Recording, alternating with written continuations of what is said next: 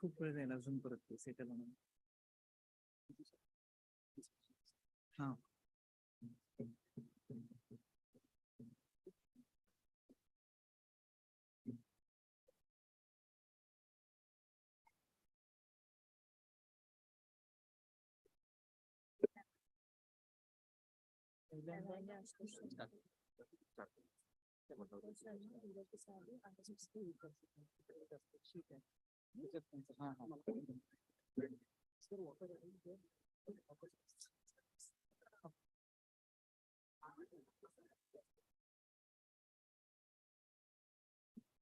Good afternoon once again. We are starting with the sessions after lunch. And we all know that the sessions after lunch are already difficult. So we have got an interesting drama in front of you, which will keep you be in the session. So I request all of you to settle down. I request Soham Dadarkar to please come on the stage along with his team, Anaga and Rohit.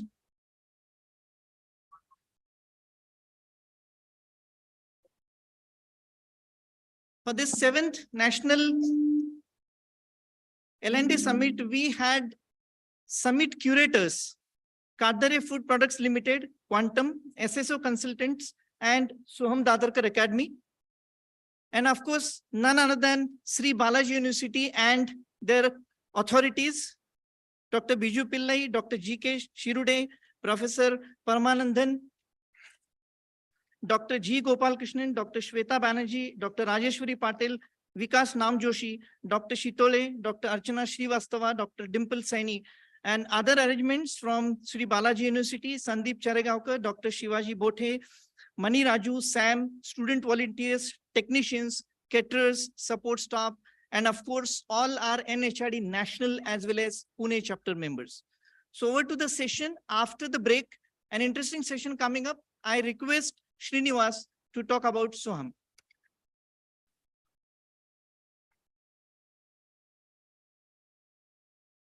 Good afternoon. Mr. Soham Dadarkar is a facilitator delivering training programs for organizations, B schools, and startups using stories and dramas. We're welcome to have you, sir.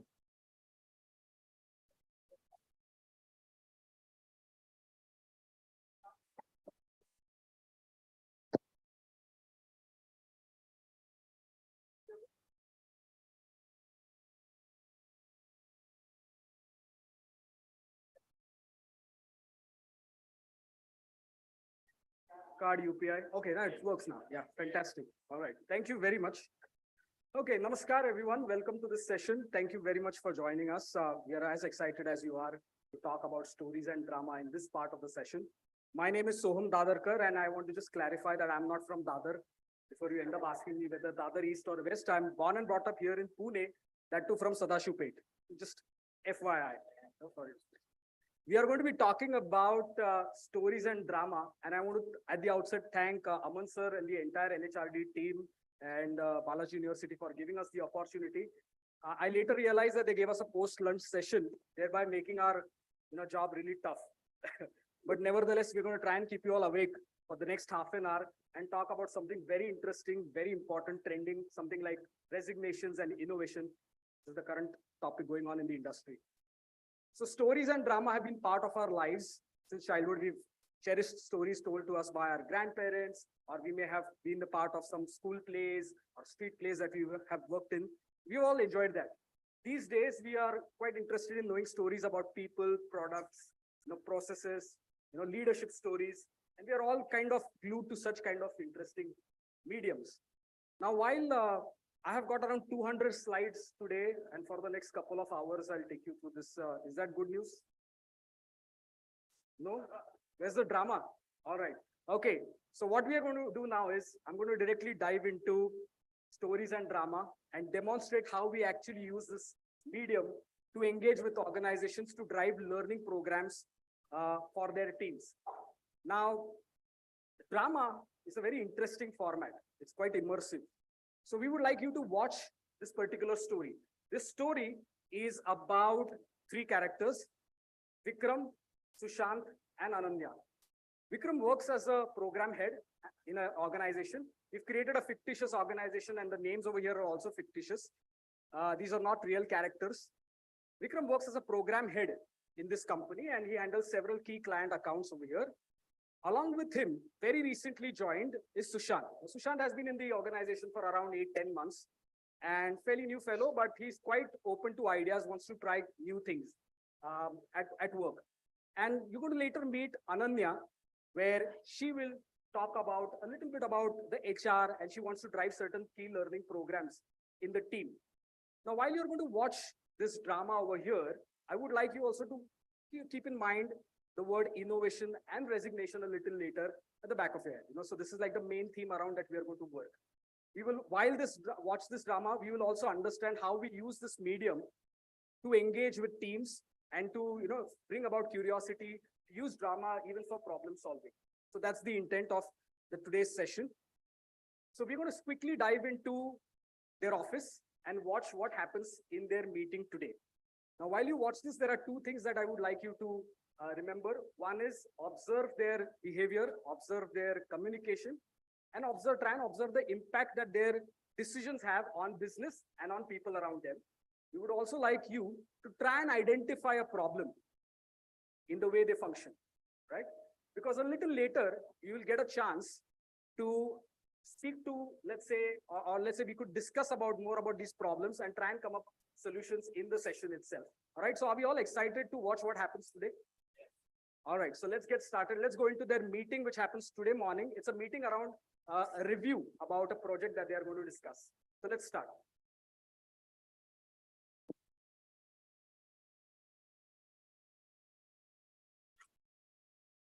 Yeah. No, listen, Baba. No, please come back. Agreed. Done. No. I'm telling you now. Yeah. Okay. But please. Yeah, I would like you to come back. Right. I'll call you later. All right. No, yeah, it's Vishwas from the home project. Yeah. Yeah, I mean, you know what? I have to call up these teams, and come back, ask them to come back to work. They all want to work from home only. Calling se yaad aaya, there was a time when I had a heated argument with my girlfriend. Yeah, we had a fight and then she got so angry that she left the city only. Aise hi mujhe call karna pada, come back karke. What happened? She actually came back. No, I am talking about Vishwas. No, well, I have. Joining or working from home only. No, I've asked them to come back to office. Aisa kaise chalega? I want to see people here right in the office. Yeah. Acha, anyways, let's start with our meeting. We have two things to discuss. One is the SysTech project review. And second is Ananya from HR wants to meet us. Vikram, can we step out for a discussion? Can we have a walk? What? Walk? Yeah. I mean, why, what? What walk? Why should meeting to be held in the indoors? We can go out and walk outside and we can discuss. I mean, when I suna hai ki aise discussions like productive hote.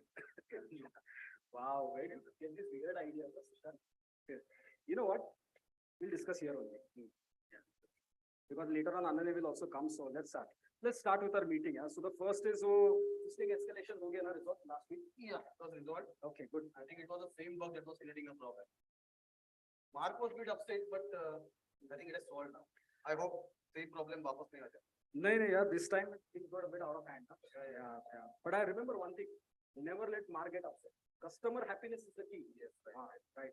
Same escalation repeat नहीं होना चाहिए इतना सिर्फ बाकी कुछ नहीं. See, what I'm thinking is, why can't we collaborate with Rajiv's team?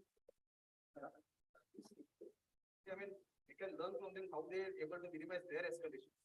We can try and go brainstorming with them. You know what? यार हमारी टीम उनके साथ बात ही नहीं करती. We don't even have lunch with them.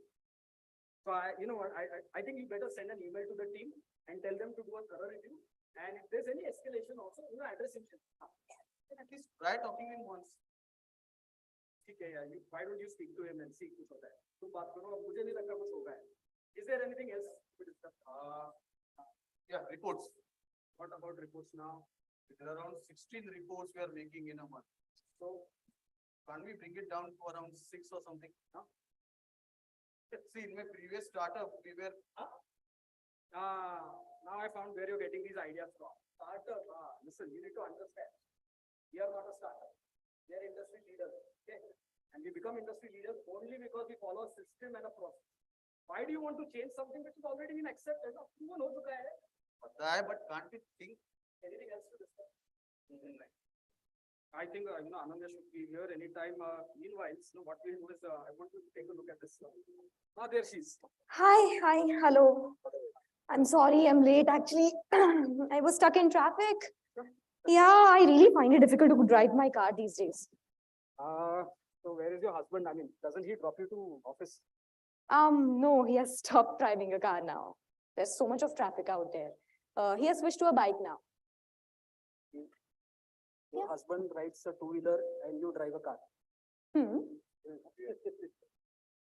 Yeah. Okay, so Sorry? Yeah. No, nothing. Just, So tell us, what is it so important that you wanted to come and meet us? Yeah, so Vikram, it's about trainings. Training? Yeah. You would have just sent an email to us, huh? So we are discussing some important escalations out here, so just an email would have done. Yeah, well, Vikram, we've noticed that you never nominate any of your team members for the trainings that we organize. So we really wanted to discuss this with you. I mean, you guys are really busy, you know that, right? Or upar se escalations ho rahe hai. Then some people are on leave, some are working from home. Look, I do understand, but trainings are meant for our own development, right? I know all that. Yeah. The other day I attended one of their sessions, diversity and inclusion. The HR folks had organized. Yeah. Well, the session started well, but soon it moved to women empowerment. And then this, I felt that at the end, men are only the reason for all the issues in the world.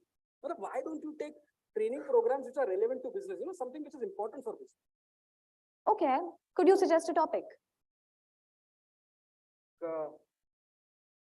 Yeah, how to write professional email. Yeah, that's a good topic. All right. Yeah, we can do that. But I guess that's something really basic, right? Madam, basic mein to gadbad hai na. Remember last week, Ashish, from our team, he sent an email to the client, said, "Dear sir, DEER." Okay. So this is how they're writing emails. Yeah, the other day, one other fellow wrote, "Sir, we've received your massage instead of message." Oh God. One alphabet here, there, madam, it creates a lot of problems. Yeah, I do understand. Okay, all right. I'll take a note of this. But so for now, we've organized a training program on innovation. Are you listening to me, Vikram? Yes. It's really interesting, and we would really want your team to be a part of it. Innovation, huh? How to increase productivity and all that. At the end of such sessions, I hope they don't tell us take a walk or plant more indoor trees, plants. Call that rose plant. Chrysanthemum. This what? Shewanta's a pool. Yeah, whatever. So how does that work? Huh? Look, nothing of that sort is going to happen this time. So don't worry. We've invited Nishant Singh, know him, the award winner, innovator, to conduct this program. Okay. Right. Yeah. So give him an offer, na? Yeah. Offer? Ask him to join us only full time. He's consultant. Tell us how to do business. Yeah. I mean, why don't you ask him to join? वैसे भी openings है हमारे यहाँ. बंदों की जरूरत है वहाँ. Look. Vikram, Nishant has been working with several global organizations. Okay. So he's really an experienced person. And he has tailored this training specially for us. Yeah, it's going to be really, really amazing. And the last time we had launched it, Rajiv's team was the first one to attend. Yeah. Rajiv? Yeah. His was the pilot batch. And you know what? This training program is power packed with a lot of knowledge sessions. Okay. Then there are idea competitions, prototype development, real-time research, and basically everything that is needed to encourage innovation. Sounds interesting, huh? It is. Why don't you register for this session?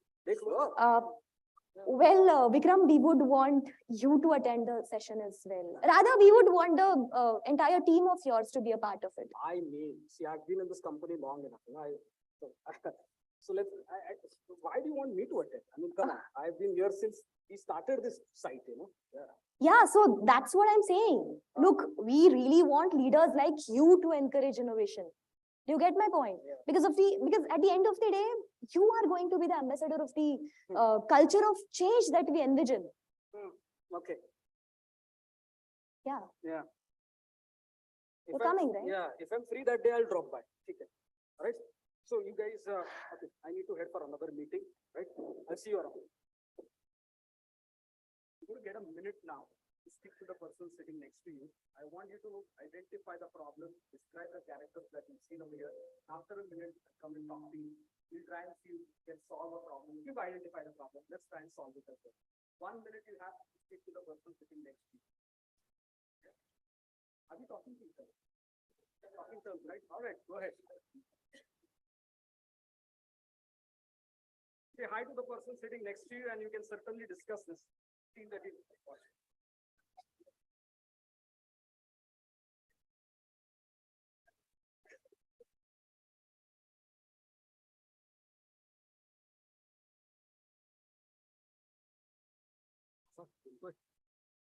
See you. त्यांचा बोलतोय पण हा. Is that okay now?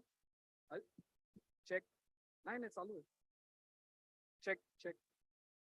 Check. नाही. So we have Vikram, Sushant, and Ananya as a part of this organization, and I would like you to talk about how they behave, their interactions with each other, the decisions that they take, the impact that it creates, and more so if you've identified a problem, let's try and solve it. You have 30 more seconds. And we have some students around with mics in their hand. Are they around? Yeah, I don't see them. Huh? Direct. I think it's loud in there. You able to hear me? Yeah. Hello, hello. Okay, all right. So let's start the discussion. There are some student volunteers with mics in their hand, and if you'd like to, yes, over here, ma'am. Sir, yeah, where are you going, sir? Here. Can we have one in the aisle? Thank you. Yes. At the initial level, we have noticed three things. Mhm. One was the collaboration, body language, Ah. and resistance to change. Body language. Like what?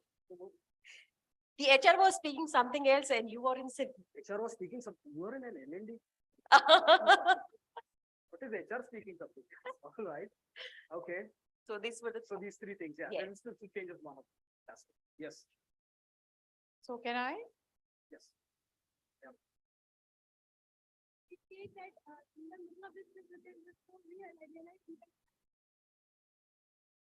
We are working in this company now. All right. Okay. So, yeah, me. Wait. Sorry. So what I feel is I'm coming straight to the point, not taking, Okay. yeah. Yep. So what I feel is it is always two ways. Mhm. One is like, when the LND was trying to, or maybe rather Right. delivering on the, kind of sharings what she is trying to tell. Uh-huh. We felt that, there's a lack of acceptance at the leadership level on innovation part, or maybe very rigid enough to buy in on what she is trying to say. So this is one problem that you've identified. Yeah. Resistance to change or Yeah, change management, yeah. yes. The other aspect, what I feel is that when the person is, presenting, Mhm. so maybe there should be some more kind of influential way of putting it across on that thought process when it comes to handling leadership stakeholders. So some kind of a medium that influences him to Yes, think yes. about Yes, the yes. change that we want to drive. Correct. Fantastic. We've got some hands raised. Yes, we'll come to you, sir. Yeah. We'll take 2-3 more and then we'll move to the question where how do we solve this problem? Yeah. Thank you so much, Soham. So you were able to enact exact problem what we face today. And so 2-3 pointers. Sushant had been amazing distractor. first of all, you were not ready to accept that you need to have a training program. He was adding to it. So in normal business BAU situations, such people actually pile up that not requirement of the training. I mean, they are not opposing it, but at the same time, they are not supportive of it. Correct.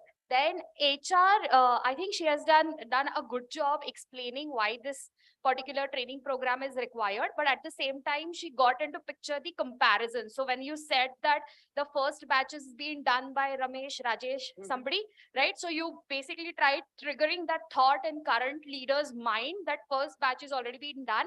But then after that, I was expecting that you will mention what is the ROI or what was the effect with Ramesh, Rajesh team felt. So that portion was missing. And if HR is not talking about the numbers, business try to avoid such conversations. So that's my observation in the entire scenario. Thank you very much for sir. We'll take this gentleman over here, sir. Yes. Moving to the part where now that we've identified the problem, which is resistance to change, we are talking about the lack of, or he doesn't feel the need to innovate, reinvent. So what do we do? Right. So let's start with Sushant. Yes. So when he came in, his body language was pretty confident. He had one leg on the other. And then when you shut him down with the startup thing, he became submissive. Right. With respect to you, lack of respect for both of them with you on your mobile when they're talking. okay. Right. And also, if you're talking about learning and development, right? And if you're talking about employee development, then as a leader, it should be a top-down approach. You were resistant to attending the training session. So if the leader himself or herself does not believe in, training, then it trickles down to the other employees. Yes, fantastic. Okay, we take one last over here, and we would now want you to think about solutions. Now let's move to the solutions part. We have identified the problem, which probably is narrowing down to Vikram's behavior or attitude towards change, attitude towards not, wanting to train his team members. Yes, ma'am. The one point I think missed was the gender bias which you had. You had a gender bias. You said the guy is going on the bike, your husband, and you are going in the car. Isn't that that came out very natural, Then you also spoke of ye kya woman empowerment ho gaya hai. All men are responsible. I mean, the kind of So program it started was- unconscious bias you had. Absolutely. Well, very rightly pointed out. Thank you very much. It means you और बंदे चाहिए, बंदी भी चाहिए ना? हाँ? Certainly are from HR. I can. नहीं, मैं L&D company चलाती हूँ. Oh, fantastic. It's a conscious. Oh, okay. All right. Aren't we all biased though? Let me help you there. In terms of biases, somebody mentioned that you are biased against women. So most humor, comedy comes from biases. And I think you were trying to bring in humor, so appreciate you on that. Fantastic. The idea is that when you bring in such biases and you make it a humor, people laugh at it, sometimes it hits you. And I think that's what you did. So well done on that. Yeah. And you were talking about solutions. Yes. So number one, for the HR, see, we always say this, that people who are in the business side, okay, they are the smarter lot. They are the people who are smart. But it's the HR who is supposed to be the wiser one. So the role of an HR in any organization is to provide that wisdom. And what the HR can do here is to ask you the right questions, which provoke you to think as to why you are so averse to training, right, and how you can, support it. Fantastic. So, yeah. If you very well said, thank you very much for your inputs. There are two things that I'd like to add over here and move on to the next scene over here. One is, sir, we'll just quickly finish my point, and there's something more lined up. So one is, let's think from Vikram's perspective as well. While we are pointing fingers at him, he probably comes with a certain thought process. Probably he's seen there, been there, done that. And he knows that there are certain processes that are followed. Let's stick to it. Okay. And as an HR or as a learning and development function, she could have probably told him a little more stories about our success stories of how Raji's team actually attended this program, made some changes, and now has been able to minimize escalations. So not just a passing comment or a remark, but actually sitting down with him, if required, she can bring in her seniors, trying to get in more people or influencers, like rightly mentioned, and try and make him understand that this really helps or this really works. The second point I'd like to add over here, and this is something which I felt genuinely, we were discussing about a training program for one of our clients, and I was having a conversation with the HR. She said, you know what, so these are the points I would like to give you. You can prepare a script around it, but let me just first check with business. And I go quickly, but aren't you part of business? She's like, yeah, but we have to check. So she quickly realized. I said, well, you are business, right? You are certainly the core of it. No business will invest in any department or any programs which does not generate value. So this is something which I feel that, this is again a bias. Like we have a profession bias that Vikram thinks that, HR is something that takes up time. Training programs are not really important. He has other important things to attend and escalations to take care of. While this, yes, you want to add something, ma'am, Yeah. quickly, before we move to the second scene. So first of all, Yeah. Vikram, Ananya and Sushant. Yep. Your team has done fantastically well role playing. The real scenario of the industry or the organization is similar like this only. When the leadership having a rigid approach or not accepting change or not accepting new innovation in the organization, the same thing is going to happen.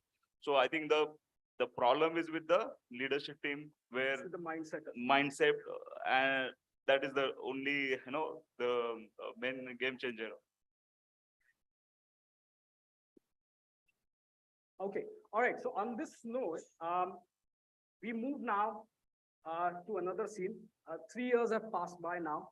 Sushant has now already been working in this company, handling projects all by himself. Now he's doing really well.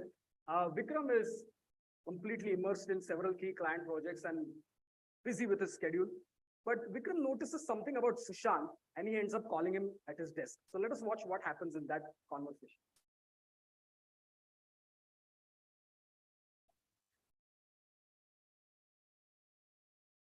Vikram, you wanted to be? Yeah, come. Sit. Yeah. Come, sit, Sushant. Yeah, I just wanted to speak to you and have a quick conversation about how's the work going. कुछ हुआ है क्या? नहीं कुछ हुआ नहीं है. Just it's been quite some time that we haven't discussed work. So review लेते हैं. I just complete the assignment from CubeMart. Went really well. Yeah. So it's CubeMart, they in fact they say that we were delivered on time, so it's a good thing, Customer happiness is the key. Yeah. Even Shivani also very much involved into it. Good. She supported me and helped me also the right time. And so that delivery, yes, customer happiness is the key. Even I've started training others now. Good. So yeah. So in case if I'm not around, see Vikram. Wait. What do you mean you are not around? If I go on leave, if I go on vacation, that kind of. Yeah. No, in fact, बहुत दिन हुए मैंने भी छुट्टी ले ली. It's been what, 2 weeks now. I haven't taken a break. Yeah? Actually, I know this. It's been quite hectic, these days. But Sushant, I've observed one thing. Whenever you go on vacation now, you click some amazing pictures. I'm really following you on social media, right? मेरे followers भी बढ़ गए काफी बहुत. Yeah. You're so active on social media, right? That is giving me a lot of tension these days. मतलब? Sushant, I've noticed that you've been applying for jobs. Everywhere you're typing, here's my resume. I used to apply here. I'm interested. That's all right. ये सब लोग करते हैं, normal है. I mean, नहीं, करते हैं लोग, but then why you all of a sudden? See, you've been delivering really well. I see good leadership potential in you. You're also training others. wow. I mean, that is for the first time I'm listening this feedback from your side. No. We talk about these things now during our appraisals. Yeah. Once in a year. और वो discussion कैसे होते हैं सबको पता है. No, nothing like that. See, I mean, we do talk about these things about deliverables and all, but okay, forget me. Even our client is talking about your work, right? That's what I'm saying. Customer appreciate कर रहा है. He's sending appreciation emails. I never received such a feedback from your side till date. No. ऐसा नहीं, we talk about it during our, this, so I. See, Vikram, even I wanted to speak to you. Speak to me about. See, I received an offer from Crescent Technologies. One second. We certainly don't want to lose him. He's one of the best team members that we have. What would you do if you are in Vikram's position? What would you say to him so that we don't lose a good team member? Huh? Counter offer. Here, there's a counter offer that to be offered. Yeah. So, what is your take, huh? Would you like to say to him directly? Yeah. Sorry, ma'am. Yes.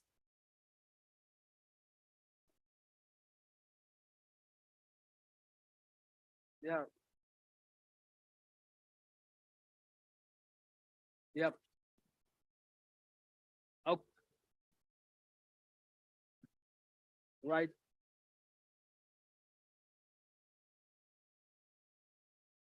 Certainly.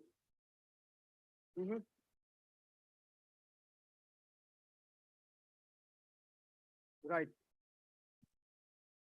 At the end of the year Huh. and not, why not? On a regular. Yeah, regularly. So let us Yeah. listen to what he has to say. So that you just heard what she mentioned. Yeah. So Yeah, she's right. Huh. And I'm also getting 30% hike from the other. wait. Yeah. 50%. Who's going to approve this? My HR will say chahiye or nahi chahiye.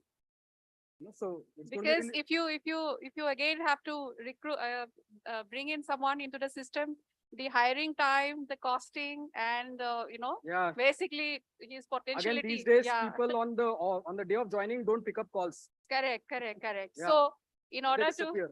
connect the dots, Yep. so it's better to retain him. So better to retain. What is your answer on that? Would you like to stay back in this company? This company is good, Okay. but the problem is I'm not getting any feedback from Vikram. About my work. Yes. Oh, so you're Vikram. not giving the Yeah. feedback. Vikram, Yes. this sir, Yeah. this sir. Sure. So pretty wrong questions, pretty wrong conversation later. The Okay. first question is, what was the first time you felt like this? Mhm. What happened? What wrong did we do? Mhm. So there's no introspection. There is no reflection on what went wrong. There is no interest in that person.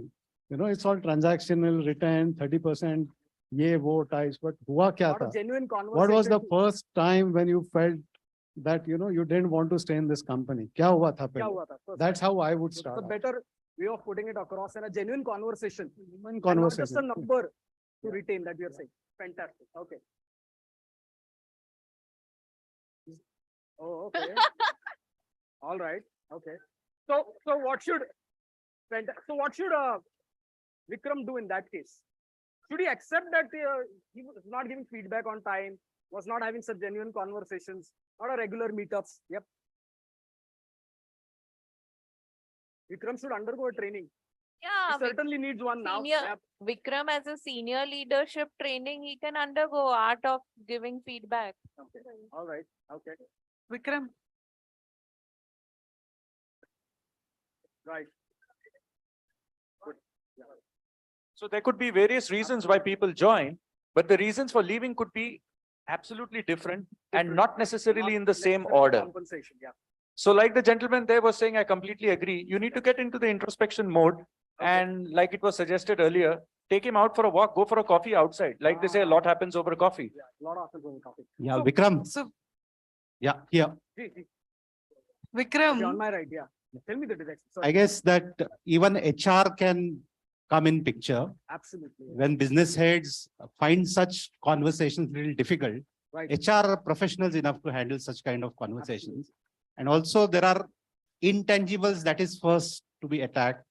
And I think Sushant can, taken outside, Yeah. maybe offline conversation, and that can happen. Absolutely. So, Hi. well, if Vikram does everything what you just said, and he decides to make a change in his leadership approach, the way he interacts with him, would you like to stay back in this company? Yeah, of course, not. Yeah, so there are always, in a bigger companies, there are internal transfers also available. Why? That- I want in his team, in my team. Yeah. I don't want him Yeah. to move out. Certainly. So Yeah, here it please. is, right on your right. Oh, okay. Yeah. Yes. Yes. I guess Sushant has a lot to talk about you. And that is the main thing. And that venting out should happen in his case. And that might give you some inputs and you might have a good Right. conversation with him. And then the things, like, it's not money all about, it's not all about money in his case, is in what fact- we could understand. Absolutely. We in fact did a Thank survey So- over here, wherein, Vikram, one thing on your left. okay, my bad. I'll stand up so Yeah, that yes, you know. So one thing that I will want to add after listening to all of this is, according to me, it's not only Vikram that the company is living. There is no system in place. Why somebody has to wait to give this feedback that I'm not happy with my boss? I need regular feedbacks. I want to vent out somewhere and talk and tell, "Ki, dude, you really need to mentor my boss itself." So I think it's all the So matter of complete yeah. system The and onus process lies on in both place. of us for Vikram to have a conversation and him to actually make him sit and say, I want to talk to you. I want to talk to you about my Exactly. career. I want to talk to you about the work. that Yeah, I'm and doing." there can be Bilkul. systems, right, where you have reviews. So Yeah. in the previous conversation, you went, इन्होंने भी अभी बताया था 4 बार जी, कि why only performance appraisal, why once in a year, why not quarterly, that there are reviews where they are able to speak and talk about their bosses. Fantastic. Yeah. Okay. So Thank this you. side. All right. Yeah. Okay. Paucity of time. Yeah, Already just, being told that, gone a over. last one. So can I this side? Yeah. So every time Sushant is coming to Vikram and he's discussing about the project.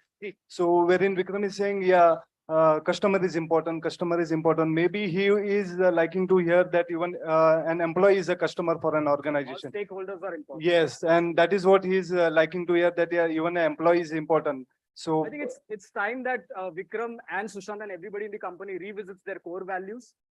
They need to go back and see how the core values are they aligned, are their behavior is aligned with the value system that the company wishes to drive. So on that note, I'm sure there are a lot of points that we would I like to have one discuss, point to make. yes, sir. Only one point is Ji. that let's understand that customer satisfaction is no more customer loyalty. Yep. This is one thing, in any organization, whether it is an external or internal customer, just because he's satisfied, you can't assume that he'll be loyal. That is also a very important point. Fantastic. Thank you very much for sharing that, sir. On that note, we end the Vikram, story of one last thing. In order for him to get retained now, what I feel is now HR, when he or she comes into the picture, the introspection and the deep diving should definitely happen. And what he rightly said. Yeah. So what needs to be done right now to retain him is understand where the problem was. He is fortunate enough that he got a 30%, right? And he is not, it's not the case that he is not happy with the company. In order to save other resignations, in order to save the other team members, Vikram should do that introspection. Ki, okay, I have an opportunity to speak there with will the be person many now. such Sushants in the team Yes, who would want yes. to leave. They are unfortunate Yeah. enough. They may not have got a job outside, Yeah. and they are just stretching the They day, could just stretching be the work. waiting for the right opportunity to come by and quit. Absolutely. Right. So on that note, thank you very much all for your inputs. It's been a fantastic conversation over here that we've had. We didn't have 200 slides. We just have 3 slides over here. So I'm glad that we were able to keep you all awake. Thank you very much. This is the way we would use stories and drama to drive learning intervention in organizations. We're a small team of 3 people with around 15 actors now on board.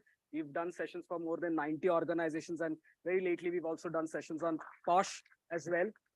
Thank you very much for your time. I would really love to interact with you all over a cup of tea, and love to listen to all those inputs, because we've genuinely missed out a few of the interactions over here. So thank you very much, Aman sir and Ashutosh sir, for the opportunity.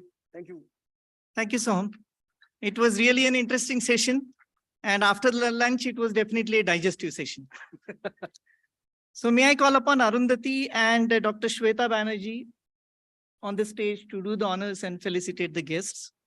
Soham and his team, Anagha Pawar and Rohit Joshi.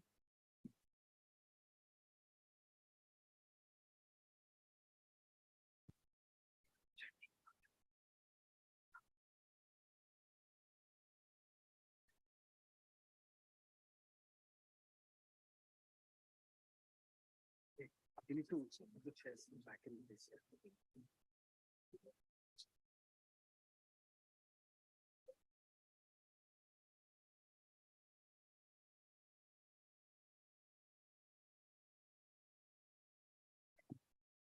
Okay.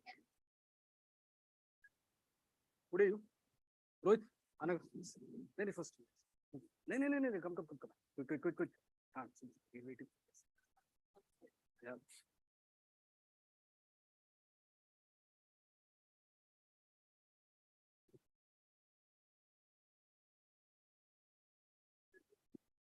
Is Rohit Joshi.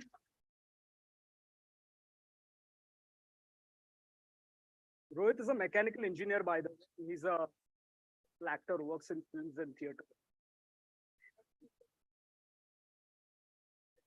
Anagha Pawar.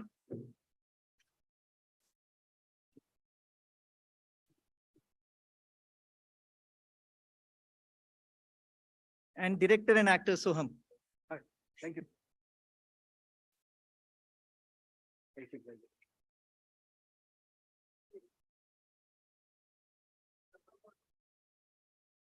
Thank you very much. Thank you so much, ma'am. We appreciate. Thank you, appreciate, ma'am. Thank you so much. Thank you so much. Yeah. Thank you, team, once again. May I request the stage committee to please rearrange the stage? In the meantime, I request Aman sir and Shishir Vaidya to please come on the stage.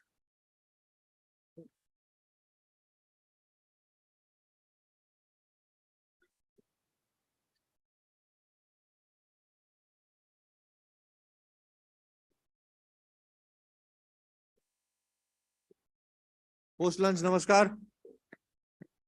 And after good drama, Zindagi ka drama nahi tha, par asli ka drama tha.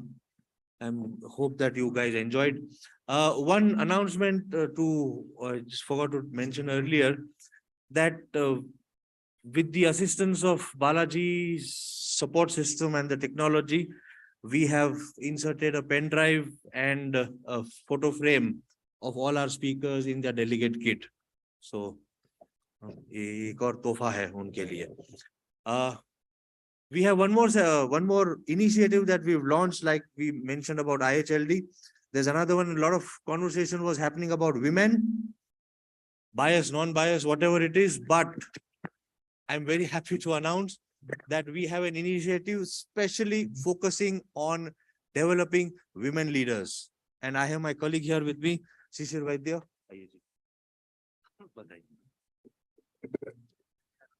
Shukriya, Aman. That is in your style.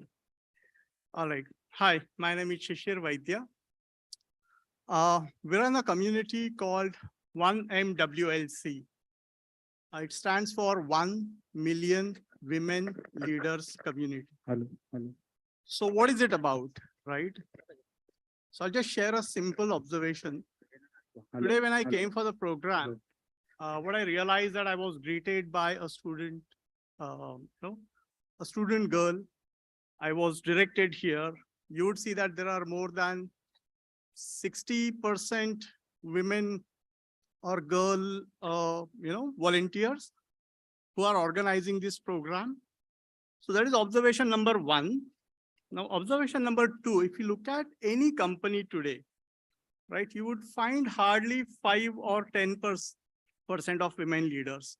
So I'm talking about two levels. One is at the education level, who are on the cusp of entering the work life. And then the other observation is we hardly have 5 to 10% women leaders. And this number kind of, is reducing as you move up in the hierarchy. Like at entry level, you will find that there are 40% women employees. You move up, it reduces to 25. You move up, it reduces to 15. So by the time you reach the top, it's hardly 5%, right? So that is something that we are working on. And I'm happy to announce that with NHRDN team, we have designed a proper framework that is going to address and that is going to solve this problem. So you will see a lot of unconventional projects, unconventional events that will be announced, and that would be exclusively for working women and young student women employees that would be coming your way. So yeah, thanks Aman for giving me this opportunity to talk about 1MWLC. And we'll see you soon. Thank you. Thank you. We will send you all the details. We have all your data with us, email IDs, phone numbers, and what else do you do in your personal life. सबका हम जानकारी रखते हैं. So हम आपको भेजेगा. Okay, one last initiative. उसके बाद मैं चला जाऊंगा. Suruchi madam is fuming. I've been taking a lot of time. So I run according to the instructions given by the ladies. This is the initiative, another one certification course that we have designed. This is Master of Training Certificate. Our trainers, the lead trainer is Dr. Swati Karve. She is based in the US. She is a psychologist, she is a trainer, she is a coach, and she is part of NHRD. So, if anybody is interested, you please get in touch with either me or Arundhati or any of our team members. This will be starting. There you go. I am unable to see, मेरी नजरें कमजोर हैं, मगर नजरिया अभी तक तगड़ा है. If you can see the dates, please make a note of it. If you can see the fees, please make a note of it. You can see the content, please make a note of it. Okay. And any information you want, please come ahead. We had earlier with this team, Swasti Institute Foundation, it's a foundation, and we have a tie-up with them. Earlier also, we had a certification course on ODCM, and which was received very, very well. We had people from across India, heads of HR had joined in, and we got amazing feedback, and hence we got encouraged to do something like this.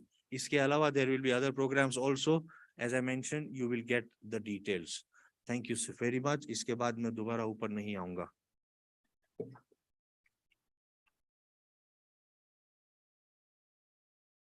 Thank you, Shishir, and thank you, Aman.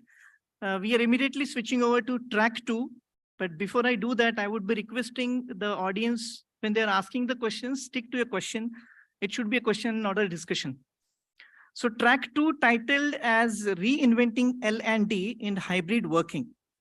The best outcomes for both people and the company as a whole will come from giving employees the freedom to meaningfully improve their skill sets together with a visible career trajectory in a way that is inclusive. Hybrid is the new norm across industry, according to Anna Sargisian, Chief Learning Officer of Alencom, a global learning developer and provider of customer content.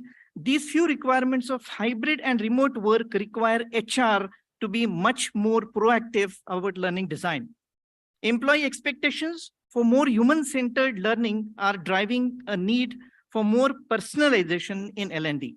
At the same time, leaders must be proactive in assisting distributed workers to collaborate with one another despite their geographical separation, develop creative strategies for non-classroom learnings, and make sure that learning is available everywhere in a variety of formats to all the workers. For this track, I would be inviting Mr. Ashutosh Sharma on the dais to moderate the session. Ashutosh, sir, please. And I invite Stuti and Bhairav to introduce the speakers.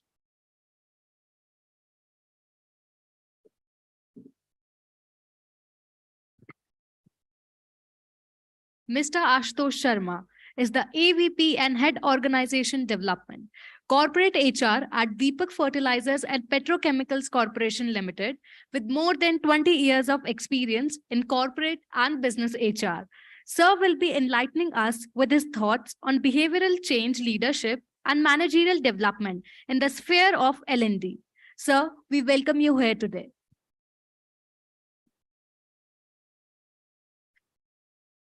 We would like to call upon stage Mr. Dheeraj Gosavi. Mr. Dheeraj Gosavi is an affable and an inspiring HR professional with over 15 years of experience in the space of learning, talent management, organizational development, and senior leadership capability building. Sir has designed and developed solutions to address the organizational effectiveness through culture transformation and leadership development interventions. Currently working as an APAC L&D consultant for Cargill, emphasizing on creating blended journeys for senior leadership and deploying the digital learning strategies in the region. He has carried out extensive work in the space of DEI with a focus on women and millennial capability development. He's also a certified practitioner of psychometric assessments like Hogan, MBTI, and StrengthsFinder, these being among the few. He practices philanthropy and is associated with various groups to empower the underprivileged.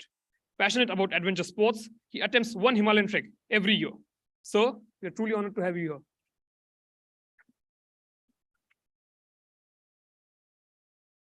Now, Mr. R.S. Prasad, Executive VP HR BP, CITCO, has experience of over 27 years with leading multinational and Indian organizations.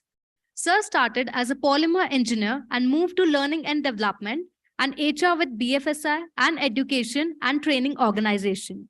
He is an ICF certified coach. Sir has numerous awards with him, ranging from HR Reward and Recognition 2013, Employer of the Quarter, Outstanding Contribution as a member of Talent Management Work Group at CTC Pune 2015, Bronze Award for Develop Our People 2018, and a Silver Award for Champions Progress Driving CLDD 2019. He has also set up a certification in a learning school for Citibank, ONT India, and City Solution Center Pune. He has certification in a wide range of fields and immensely contributes to the field of HRM in every aspect. We are truly honored to have you here with us today, sir. We would also like to call upon stage Mr. Arun Nambiar. Mr. Arun Nambiar is a head, Talent Engagement and Development at Hexaware Technologies. Sir has been an ITES industry veteran for the past 20 years, of which 17 plus years have been dedicated to the talent engagement and development domain. He's currently working in the capacity of Global Head of the training function at Hexaware BPS. He has also been associated with companies like Serco, Intelenet Global Services, Epicenter, and Sutherland Global Services. Sir, we welcome you here.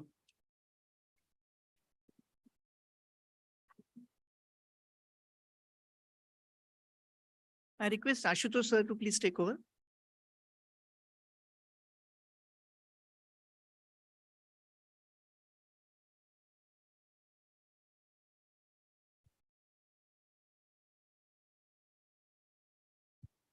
Hello, am I audible? Yeah, so welcome to this track 2, in which we will be discussing about learning and development in the age of hybrid working. There will be one exception, that will be me. I'm announcing that beforehand. So to begin with, I'll like to invite Dheeraj to give his address and share his thoughts with us. All right, thank you, Ashutosh. Good afternoon, everyone. Oh, like I think I need to work harder, right, for next 15 minutes. So, okay, let's get started. Can we put up the slides? And can I have the slide changer, please?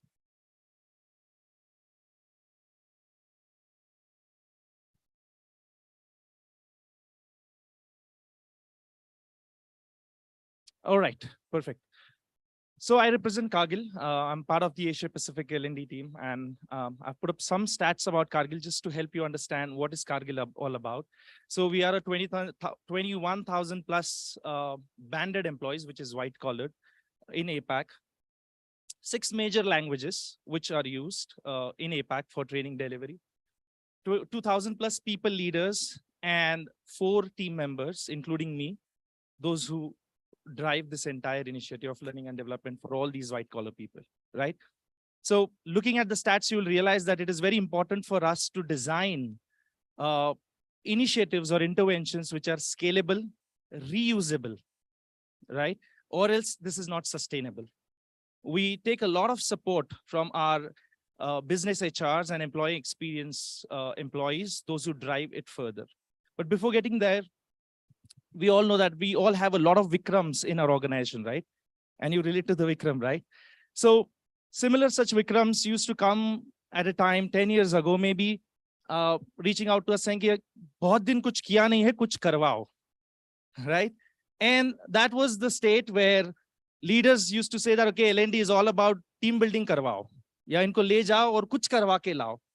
When you ask them, define what is kuch karwa ke lao, yaar, bahut din se kuch kiya nahi hai, right? And from there to now, where when they say that, okay, we need a need, and if even they say that, okay, I need emotional intelligence for my people, we ask them that, okay, let's assume that emotional intelligence is not delivered to your team for next 2 years, what happens to your team?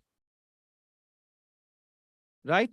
Is it going to topple your business? Is it going to topple your team members? What is it and how is it going to impact? So these are the questions we are asking, right? So in Kargil, we do not do training needs analysis. Everything is connected back to the strategy, where it is coming from and how it is impactful and relevant. So a lot of us talked about or heard about blended learning, right? So I'm going to put some light on how we are using blended learning in Kargil and what does it mean to us when we create learning journeys which are scalable.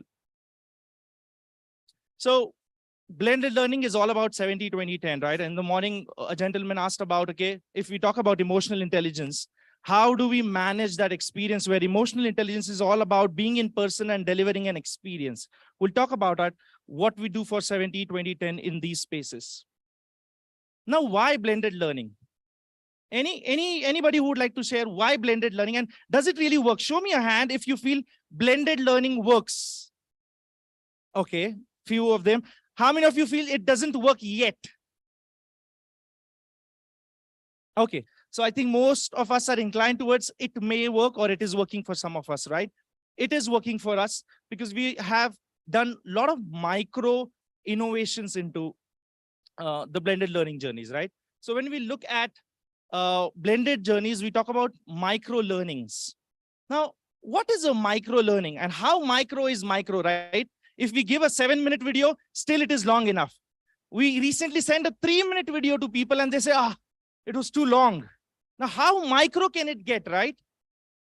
There is no way you can really define that what is micro learning and what is going to stick to people unless we have multiple touch points talking about the same thing again and again, where we realize, the manager realizes, okay, it is sinking in. Now, we were in a very good position before COVID because we had recently adopted a learning aggregator called Degreed, you must have heard, which helps you aggregate all the platforms like LinkedIn Learnings, Udemy, and all of it together. Now, that is when we realized that we had a problem of plenty. You put communication skills on Degreed and it would show you that 55,000 learning assets are available. And out of that, 20,000 videos and 15,000 articles. Now, as an employee who is possibly not really interested in self-development, how do they go and figure out what is really for them? And that is when we realize that Degreed is not the only answer to our problem.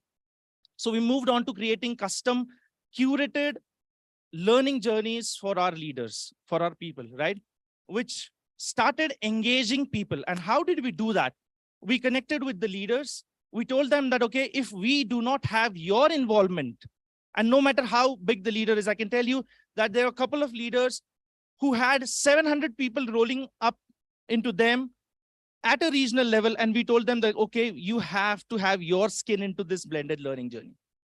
You'll have to do follow-ups. You'll have to talk. You'll have to discuss in your one-on-ones with your managers about the impact these journeys are creating. If not, this is not happening.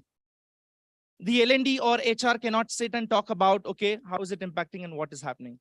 The second thing is it was trackable. Degreed helped us to do a post and a pre kind of thing along with the journeys. We could track it to the last leg, who is completed, who is not.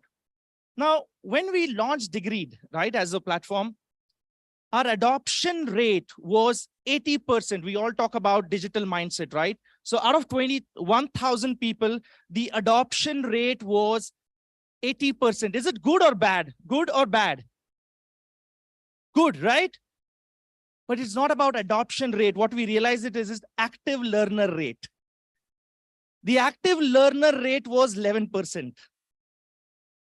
Now, what is active learner? A person who visits the platform at least once in a month. We're not even talking more about it, right? And adoption is somebody who is just went there and saw कि Degreed क्या है देखेंगे एक बार. That's the only adoption rate. And everybody clicks on the email when they receive it first, right? That's the adoption already. So how do we increase the active learnership? That is when we realize that we want to be more curative about the journey. So I'm going to show you 3 sample journeys we came up with for people at different levels, right? We also did journeys for millennials. We also did journeys for women. We also did journeys for senior leadership. So these are 3 sample journeys which I'm going to talk. Before that, what are the key components and how our journeys are different is what we feel, and how are they creating that impact. We conduct learning consolidation sessions during the journeys. Now, what do they really mean? Here, people come together after a self-paced learning is assigned. They meet with their manager and they talk about their experiences, learnings. Now, that's been a pivotal thing as learning consolidations. Second is one-on-one mentoring and coaching. We created a pool of 200 mentors in APAC. For those people who are passionate about helping others, and that pool was used to mentor these people, those who go on journeys. Now, initially we had group mentoring. Soon, the success of the entire journey, we got a request for one-on-one mentoring. And that was the first success, right? We also had coaching and pod coaching, which was introduced in the journeys. The third thing was making the learning social. We all know that after getting away from the classroom training, the human connect was missing, right? So we brought in the Yammer, the team sites where people can sit together, chat, share experiences, and everything started working on. And the last thing is leaders' point of view. Many times, we have a lot of knowledge in our organization, which is untapped, right? Senior leaders like Vikram, maybe, those who may have perspectives, but they are untapped. So we started bringing in leaders' point of view where all the senior leaders were invited. They used to do the sessions. Now, this is where it gets a little tricky, where people say that, okay, we are just using internal resources and people to train us. Where is the outside in perspective? Now, this is where we brought in learning partners and we did webinars from the Gallups and Deloittes of the world who brought in some hard data, validating our thoughts and beliefs, which we were doing internally. So that's how we created the last section, which is leaders' point of view. Now there you see one section which is named as learning champions. Now, who are these learning champions? Definitely the HR and L&D didn't want to be an active part of these learning journeys. So we created learning champions. Learning champion is any team member from that particular cohort. It could be the MD or anyone who will curate the learning, assign the learning, and also follow up on the learning. And these can happen in rotational basis. So if there is a cohort of say 15 people there, and if it is going on for 6 months, there could be 4 people who can take up this job. Now, what that made was, imagine an MD is saying that, okay, out of communication, 55,000 articles, I think these 2 HBR articles are the only important things for my team.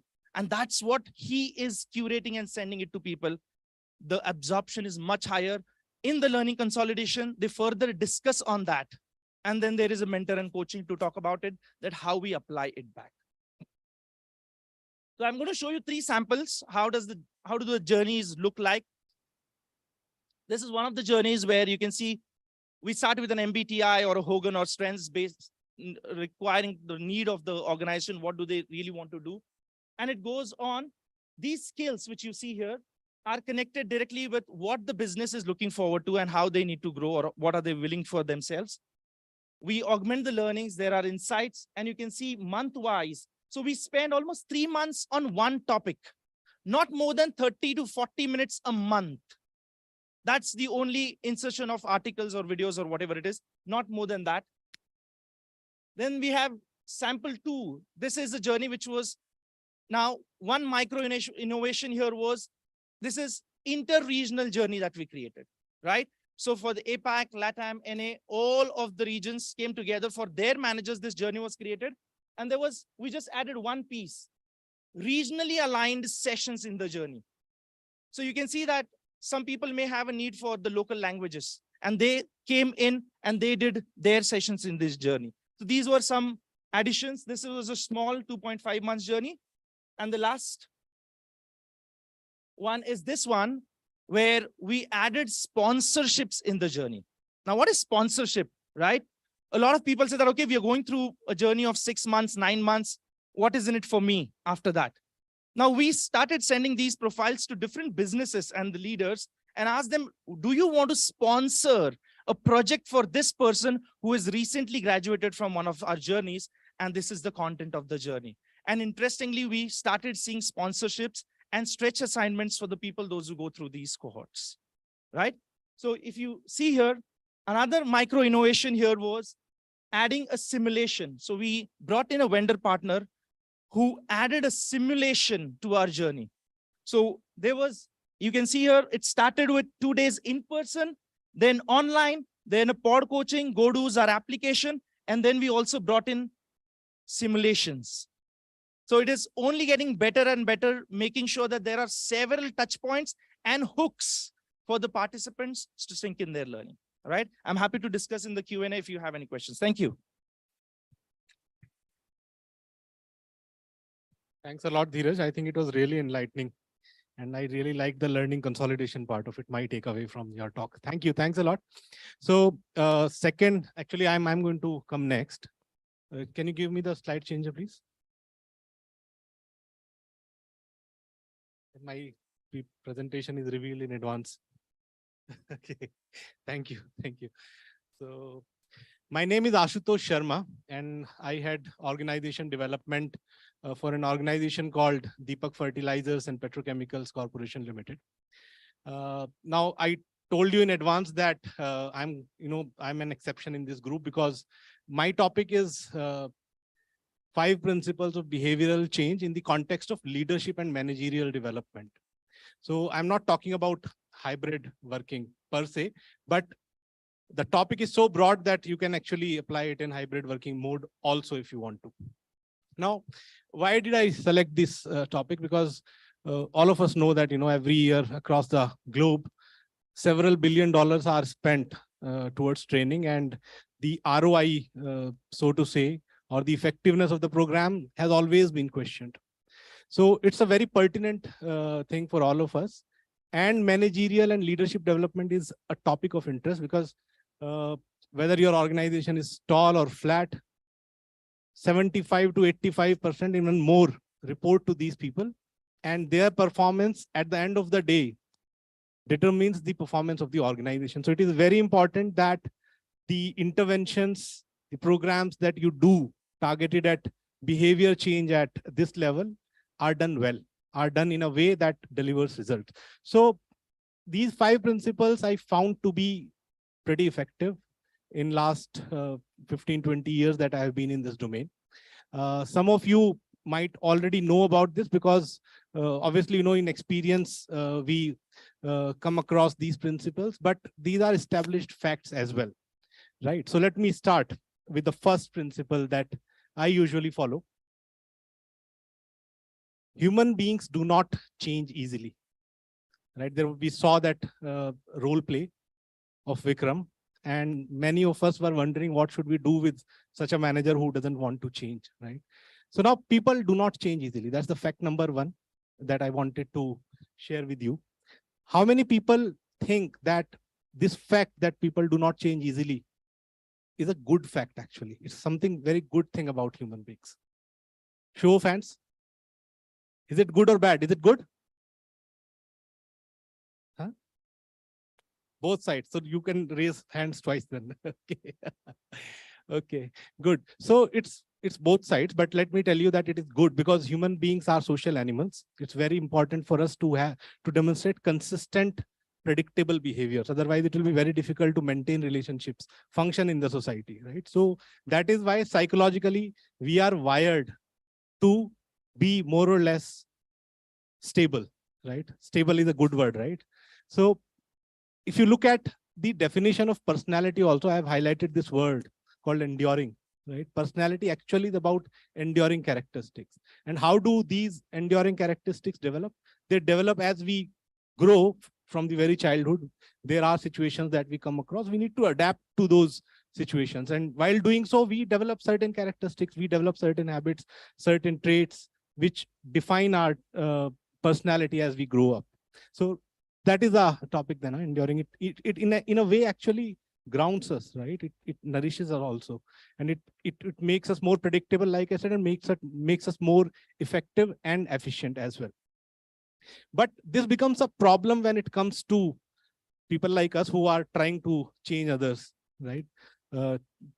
asking Vikram to be more interested in innovation, for example, or to respect others, or to be more sensitive to gender diversity, right? So it becomes a challenge for us in that case. Now, how do I use this principle in OD? If we know that people do not change, what's the takeaway for me? First thing, do not try to change people if it can be avoided. First thing, you should look at fitment of people to the right roles. Use their strength, and that is where, strength-based philosophy comes. Reduce your workload by fitting people. Hiring right people also, that's also part of the game. Second thing, you should be persistent. You will try, people will resist. Vikram will not come to the innovation program. He will maybe delegate somebody else to come to the program. But you keep trying. You should not give up. And even after that, make friends with the fact that people will still not change. You will fail. And on a number of occasions, you will fail. There is a small story, if you have patience for that anymore. In Mahabharata, people usually ask, why is it so that Krishna only taught dharma to Arjun, who was more open to that kind of a knowledge? And why did he not go to Duryodhan? In fact, Krishna actually went to Duryodhan and he tried to teach him dharma, but he said, Janami dharmam. He said, I know dharma, don't teach me dharma. I know what is good, I know what is bad, but there is a force inside me which doesn't let me change, right? So there will be people who will not change, and we should accept that fact, right? But what should we do with such people, right? It's okay if it is sort of a thing that you can live with. You can maybe try to fit the person in another role, or the person can remain and wherever he is, right? May not grow in the organization. But if there are parts of behaviors which are like against your values, against ethics, then those should fall under the category of non-negotiables for the membership in the organization. So be ready for that also. Some tough calls, some tough decisions. So that is principle number 1. Now I move to principle number 2, and it is about mindsets. I'll define mindset also. I took it from the dictionary. It's a person's way of thinking and their opinions, right? And what do we usually hear about mindsets? These are certain things that I've actually heard or read at places. People have made these comments. So first one, it's the mindset that drives the behavior. If you want to change behaviors, work on changing mindsets. Number 1. Number 2, how can you change if your mindset has not changed? It would all be so fake and superficial, and maybe I'll add inauthentic. Focus on changing mindsets, behaviors will change automatically. How many of you, now raise hand, how many of you agree with all this? Right? So all of you agree that we should work on changing mindsets if you have to change behaviors. Okay. Okay, so let me disappoint you a bit. I think mindset is overrated in behavior change. And why so? Let me come to that very quickly. Number 1, mindsets are usually inaccessible. Right? All of us know about the iceberg. Mindsets are at the very bottom. Right? If you want to uncover mindsets of people, it will take a lot of time, and maybe a lot of training also is required. Most of us in HR are not even psychologists, right? If psychologists also find it difficult to uncover mindsets. So mindsets are very, very difficult to fathom, very difficult to find out, right? And it takes a lot of skills. Second, they are deeply entrenched, which means that if there is a person who tends to, for example, micromanage, right? He's micromanaging, that we can see. But what is it, that is forcing him to micromanage?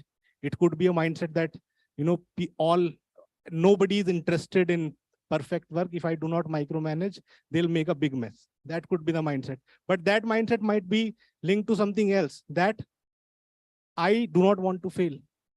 And that might be linked to another mindset, right? That if I fail, that I might lose my job. There might be a fear of failure. I don't know how many other mindsets, it's an entire complex, and that is a word that is psychologically used also. And amongst all this is your mindset, their target mindset is also there. You don't even know which one of them you need to change. Third thing, mindsets obviously can be changed, but very, very slow to change, very slow, right? So it's better that you work on something else. And what is that something else? Let us look at what drives behaviors, as we see it. For example, quite some time ago, I changed my residence. And before that, I used to take a right, after coming from office, I used to take a right turn to go to my home. Then after that, I have to take a left turn to go to my home. But for quite a number of occasions, I was again taking right turn, right turn, right turn. What was it? Was it mindset issue? No. I very well knew what needed to be done, but I was not doing it because of habits. So habits are very important, right? Right habits, not mindsets. People in authority. There have been a number of experiments which prove also, and you have seen also, you don't need experiments to see all that, that people in authority can drive your behaviors. Similarly, people who you respect, who you have a reverence or deference towards, those people can also make you do things that you would not otherwise do. Norms is a very, very powerful tool, right? Somebody who will throw garbage on the streets in one country will not dare to do that in another country because of the social norms, right? Similarly, attitudes of others. You are all from L&D, you would know Pygmalion in management. People tend to come up to the expectations of others. Rules, laws, processes, competency, right? If Vikram does not know that there is a tool called situational leadership, probably he will not be able to use it. He needs training on that. And personality traits, we already have spoken about it. And consequences. People also decide what they need to do depending upon what would be the ultimate consequence of that. And the Sapan there was actually telling me that Vikram would have changed had he known the consequence that this guy will leave after 3 years, right? Probably. Right. So these are more accessible levers that you could probably use to drive behavioral change rather than mindset. Now, again, people say that these might not be lasting. These things might not create lasting change, and people will maybe, for time being behave in a certain manner, but they will again revert to the old ways, right? Because they think that mindsets ultimately drive behaviors, but it is not true. Mindsets actually are changed by the behaviors. That is also true, right? I told you, personality, how does it develop? It actually develops through experiences, how the experiences are processed. So when we start behaving in a certain manner, our mindsets change themselves, right? And this is done through a process called cognitive dissonance. I'll not go into the depth of it, but there is a very good paper by Edgar Schein. It's called Anxiety of Learning. Please do, it's available on net. You please search for it and read. This technique is even used for brainwashing people, right? It has been used on prisoners of war. So not that our employees are prisoners of war, but this technique of changing mindsets is used, right, through change in behaviors.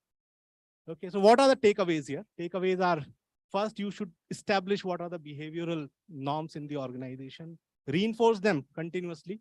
And how do you reinforce them? There could be feedback mechanisms in place, right? It could be group feedback, it could be 360-degree feedback, it could be other continuous feedback sessions. Whatever works for you, you can have those in place.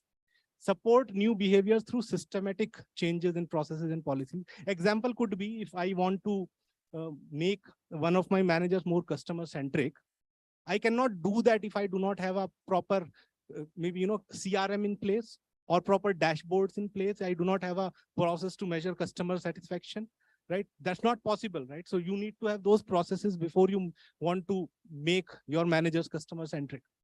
Put high expectations on people. It is nothing but Pygmalion. Use leadership role modeling as a lever to drive change.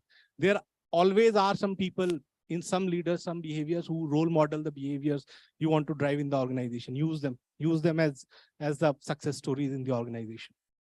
Now, another thing, another principle, experience is the best teacher. How many of you agree again?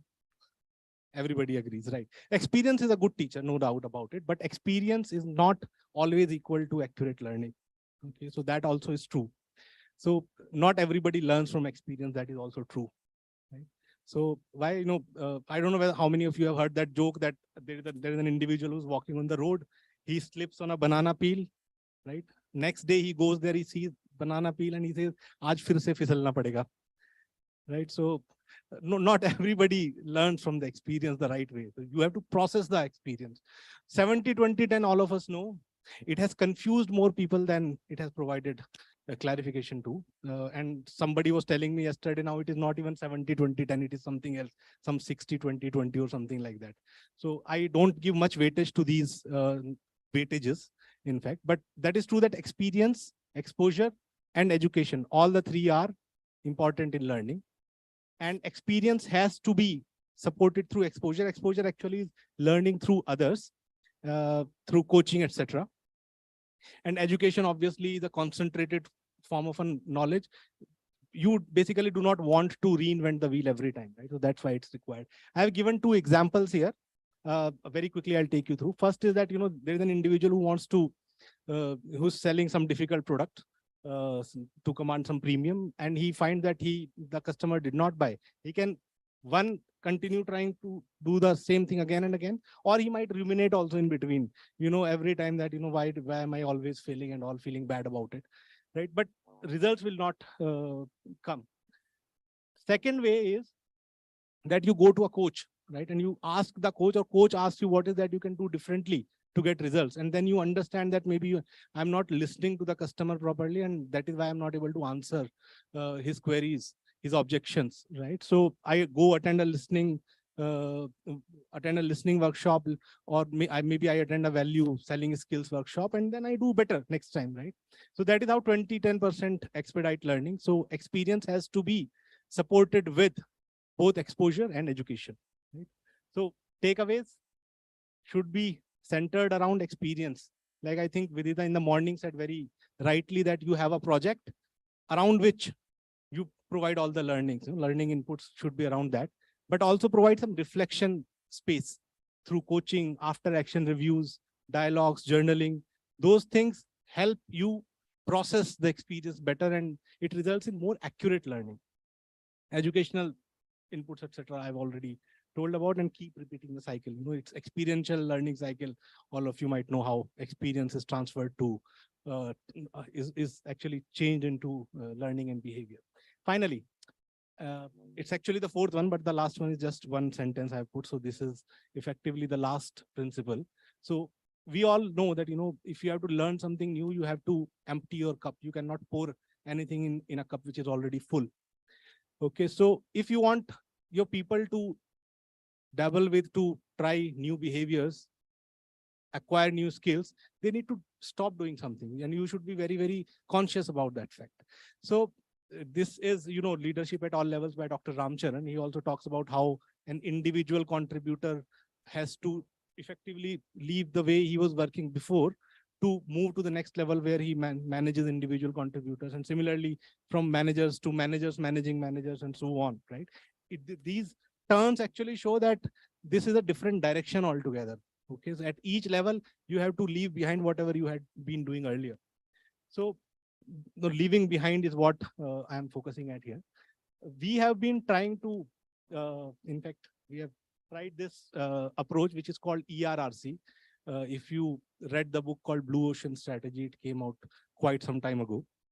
So ERRC actually was for, originally for business strategy, but we can adapt it to behavioral change also. You decide what is that you want to eliminate, which behaviors, decide which behaviors you want to do more, raise, which behaviors you want to reduce, and which behaviors you want to create.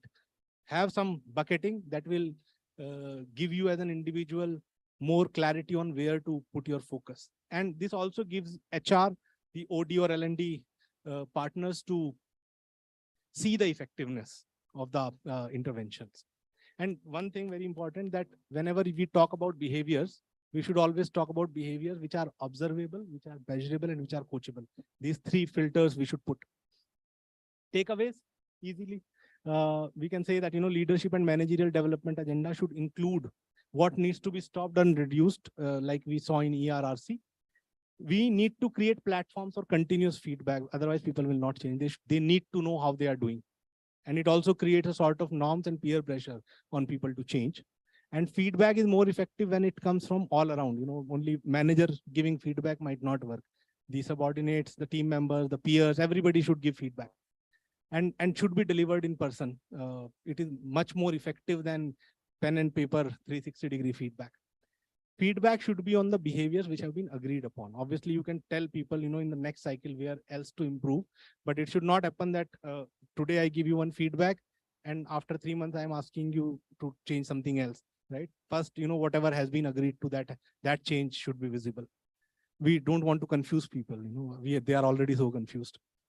So feedback should be simple. You should talk about what has been eliminated, reduced, raised, or created. Right? Do not get into labeling and all. So that's not a good thing. And number 5, just one slide, that change can never be HR agenda.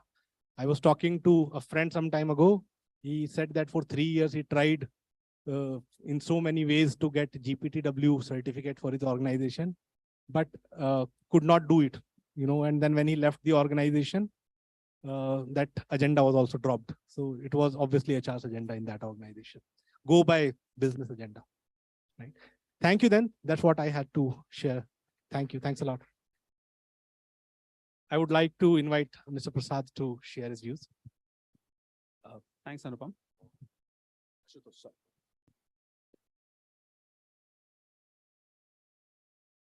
Okay, I'll use this. This is working.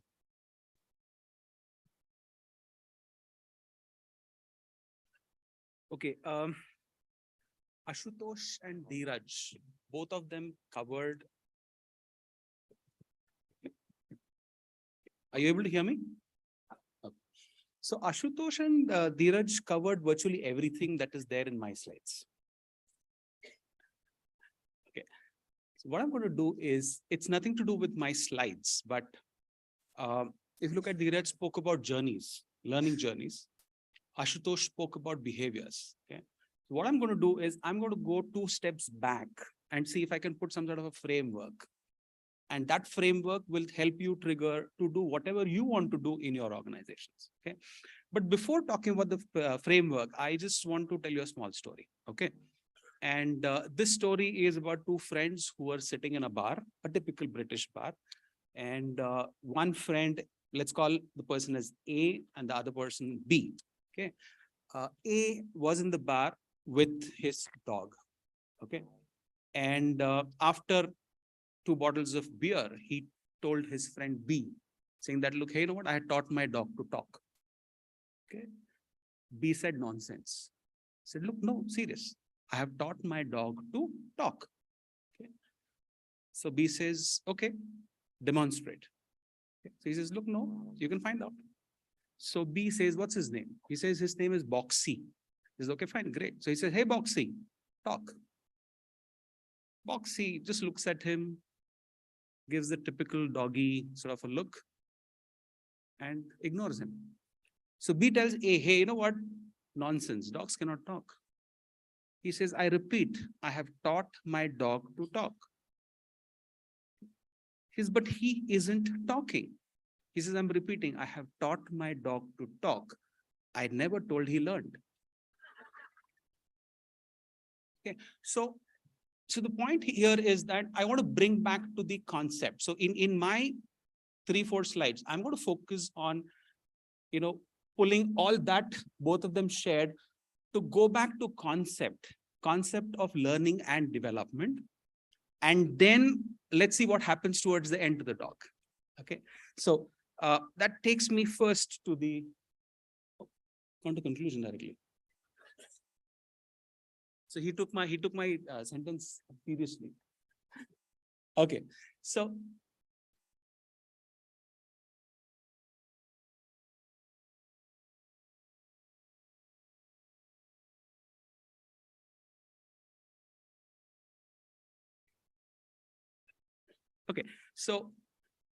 let me start by putting the statement what Jack Welch had, and this I picked up based on the input that I got about this particular session. What does he say? He says an organization's ability to learn and translate that learning into action rapidly is the ultimate competitive advantage. Okay. So broadly, it has got 2 points I've highlighted. One is all about learning, and the second one is action, and the third one is all about rapidly. Okay. So the question here is, what's learning all about? Is it about acquiring knowledge? Is it acquiring about skills? Based on the dog's experience, what is learning all about?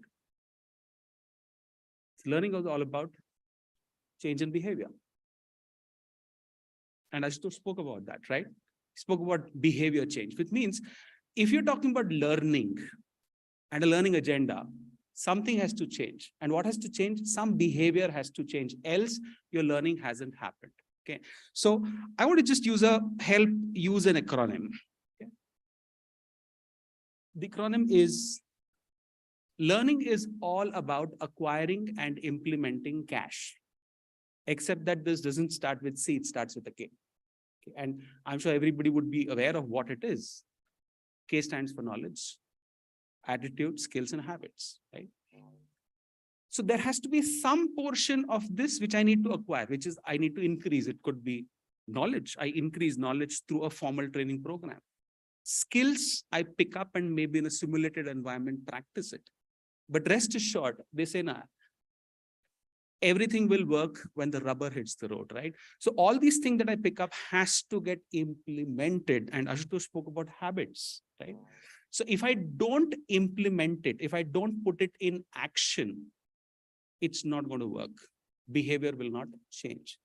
Sometimes, and he also spoke about, Ashutosh also spoke about something which is non-negotiable. So every organization will say there's something which is non-negotiable, which means there'll be some things, whether you like it or not, you'll have to do it. And you have to keep doing it till it becomes a habit. So people say, fake it till you make it. So habits have to be imposed if required, or at least there has to be a mechanism where you check whether the habit is happening or not. So bottom line is, as long as you remember cash, you can fill in the blanks for what you want. Okay. Now the question here is, if cash is what going to solve all my purpose, all my problems in learning and development, what is a technique that has worked for me and in many organizations that I worked? Okay. So let me start with the technique that I know of. Okay. A lot of people who would have attended programs on design thinking and the likes would know about this technique, and this technique is called as rapid prototyping. Now the question is, what is this rapid prototyping? Okay. Rapid prototyping goes back to what Jack Welch said. Okay. And it talks about two important things. One is action, and action putting it rapidly, which means you have to do this fast. You can't wait till you find a perfect solution, because by the time you find a perfect solution, your goalpost would have probably moved, because things change very fast. Okay. So what does rapid prototyping talk about? Rapid prototyping says that, look, find out a whole list of problems that you're facing. You are facing, your business is facing, whosoever for whom you want to design a learning and development intervention. Okay. List the whole set of problems. There is no need to solve all of them. Okay. You need to be ruthless enough to find out that problem which is worth solving for. Okay. What do you mean by problem worth solving for? Where again, I would want to use one more acronym called ROTI, Roti, Kapda aur Makan. But what is this ROTI? ROTI is the amount of return on time that you're going to invest addressing this particular problem. Okay. And all it says, once you have identified that problem worth solving, find a quick solution, implement it. Don't wait, implement it. Okay. And that's rapid prototyping, which means come with a quick solution which will address a problem you want to solve, implement it. Okay. So what did you start with? You started with learn what are the problems. Second, find out a solution, find out a problem worth solving, and then immediately implement it. The moment you implement it, what will happen? The second learn happens. And what is that second learn? You get feedback. What worked? What did not work? What do I need to change? Okay. And once you know what you need to change, again, implement. And that becomes your cycle. And the simple cycle is learn, implement, learn, implement. It's like a circle, but circle is like a wheel. It will help you keep moving ahead. Okay. That's rapid prototyping for you. Okay. So bottom line is learn, grow, and in the process, you're not repeating the same thing. You're doing something new, and hence you start evolving and moving ahead. Okay. So that's all about concept. Now, the question here is, this was a concept, this whole learning as a concept was there earlier, It is there today, and whether you like it or not, it will be there tomorrow. But now the question here is what happened during the pandemic? What did pandemic do? What did pandemic do? Any quick points? What did pandemic do? Did this concept change?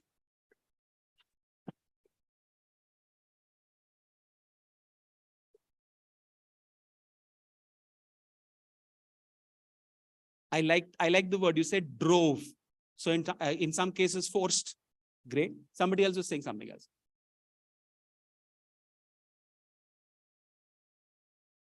Okay, that's wonderful. That's wonderful. So what changed? Actually, nothing changed. Something that was happening inside an office, people were forced to say, hey, how can I do, what can I do, or how do I do the same thing, getting people working from home, right? So first thing that needed to change was mindset. And believe it or not, after the pandemic, a lot of people went on record to say, hey, you know what, I never thought my business can operate from home. For example, lawyers. Okay. Or for that matter, there were times when bosses used to say, look, no, things will just not happen if you're not in office and so on and so forth. So the belief system had to change. And what happened? People who were good in that learn, implement, learn cycle, what they did is, let's look at what do we do to get things done in a remote environment. Okay. And that resulted in a lot of innovations. Okay. What were the innovations? Okay, some of the innovations were already spoken by Dheeraj, right? What is the innovation? We talk about micro learnings, blended learnings. Okay. All these things started happening. But tell me, who was the learner earlier? Who's the learner now? Has that learner changed? The learner has remained the same. But why did suddenly the whole digital learning pick up? The only reason why the digital learning picked up was because you empowered people to say, hey, you know what, there is a learning. If you want to attend, attend. If you can't attend, we'll have a recording. Okay. If you feel that attending 5 hours, 8 hours is difficult, we will create something very small for you. We'll create a module for you. Okay. Still, people did not. Why? They said that, look, hey, not I can pick up the phone, talk to HR and find out. So what did HR start doing? HR started doing that, look, hey, you know what? This training was done. There's a small module. Here's the link. Go. Now, if the person wanted a solution, the person didn't have an option but to go back to the small modules, right? So what happened is pandemic forced people to take upon themselves that, look, hey, I need to learn whether you like it or not. Okay. And pandemic said that, look, change is bound to happen. Mindset needs to change. Now, if everything is changing, I don't change, what happens? The typical current generation FOMO, missing out on something. So what do? You'll say, okay, fine, you have done 5 hours of training, let me also do it.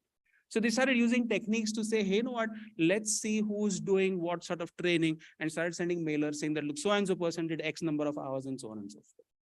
And this brought in some amount of change and drove change for people to take responsibility for their own learning. This gave rise to Zoom, WebEx, name it, technology. Okay. And what are the mechanisms? Mechanisms are all bite-sized, majorly self-paced learning, right? And this whole thing has generated new organizations. For example, the K-12 education today. Okay. It's all based on modules. Somebody wanted a trainer. They said, look, don't worry, I'll give you a trainer whom you can control. So you have modules where the trainer is teaching you that particular module. I can pause. I say, look, let me go and watch my serial, come back, and I'll say that, look, now you teach me. Okay. So you empowered the learner. So what is important here is pandemic taught us that, look, you empower the learning, allow the learner to learn what he or she wants. Earlier, I'm sure everybody had LMS. Everybody had tons and tons of modules, right? As Dheeraj said, it was all about how many people were clicking in. Okay. Then you said how many people were clicking in and going through the module. So now what happened is that you created modules which were interesting enough for people to go through, and automatically the learning started happening. Okay. Now, the other thing that changed was belief that work from home is possible. Okay. When the work from home was actually happening, most parents were very uncomfortable because their kids were also there, their spouses were also there, and everybody was an interference in each other. But now, after return, when the kids have gone to school, the spouse has also gone to school. Now I'm perfectly fine working from home and equally productive, right? So it's become very, very difficult for people to come back to office. Why? Because people are comfortable with work from home, right? So this brings back to what we spoke about was habits. People have got used to working from home and its benefits.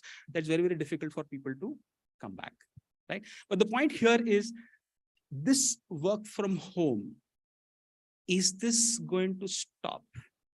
Or for that matter, was this not there earlier? It was there. There were many organizations who were allowing work from home, flexible, multiple names that were given. So people used to work for multiple weeks from office, multiple weeks from home, and so on and so forth. So if you look at it, whether it was before pandemic or after pandemic, things haven't really changed. The concepts have remained the same. Everything has remained the same. Only our mechanism has changed because we have started focusing on our audience. Okay. So now, if work from home is going to stay, my opinion is that things will continue evolving. And whether we like it or not, it will keep evolving. It will have some minor changes. And maybe 5 years down the line, when you reflect, you'll suddenly realize, oh, we used to do it in a particular way. Now we are doing it completely different, which brings back to our concept of rapid prototyping. If you keep innovating and iterating on a regular basis, rest assured, you will be able to make that particular journey. Future forward. What do you think will happen in the future? Let's look at. In future, whatever we do in the form of learning and development, questions that will be asked would be, hey, what is the impact? What is the return on the time that we are going to invest? And last but not the least, how is this adding value? And if you see that it is not adding value, rest assured, we saw in the drama where if the manager does not see something adding value, the manager will not accept whatever you're asking them to go through. So in terms of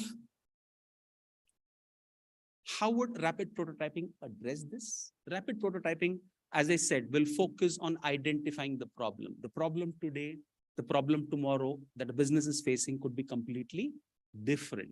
One thing that I picked up in the drama was, as an HR, the HR was trying to tell, please go ahead and do this particular training, but without focusing on what is the challenge that it is addressing, right? So the focus of rapid prototyping will continue to help all L&D professionals to be absolutely relevant. And since it's rapid, you're going to focus on now and absolutely now and focus on how do you address that particular issue. So the future is going to be for rapid prototyping. And in rapid prototyping, what is also very important here is when you identify the problem, it's very, very important that to solve the problem, whatever solution you're offering, it needs to have a very specific measure of success, right? Ashutosh spoke about having measures, right? Now, it's very, very important that you agree on the measure. So let me give an example, okay? Many organizations run induction programs. Some do it for few hours, some do it for weeks, some do it for weeks, some do it for months, okay? Now, the question here is, through rapid prototyping, you'll try and find out what do I as an organization want to achieve through my induction. So I've gone through multiple induction processes and iterations, and over a period of time, we agreed that, look, hey, you know what I want to do at the end of that 4-hour induction program is I want this person to be confident and pat himself or herself on the back to say, hey, you know what, I joined the right company, period. So if I need to do that, what are the 2-3 things that I can do? Somebody said, give them goodies. We did that. We got some feedback. Then we changed it and so on and so forth. Yeah. So bottom line here is this will continue to stay. most important is the measure that we need to look at. And eventually the measure will help you to learn, grow, and evolve. Okay. Some ideas we already spoke about it. Mix of classroom and self-paced. Most importantly is whatever you do, focus has to be on empowering the learner, move responsibility to the learner. Okay. And last but not the least, in conclusion, what I want to share is that as learning and development, there is no need to move mountains. Okay. Take one step at a time, get into action, which is implement and learn. Okay. Learn is seek feedback. Okay. Some people may say change it, fail fast. What I say is keep learning. And last but not the least, grow and evolve. It's a journey. It's a learning journey. Thank you. Thank you, Mr. Prasad. I would like to invite Arun now.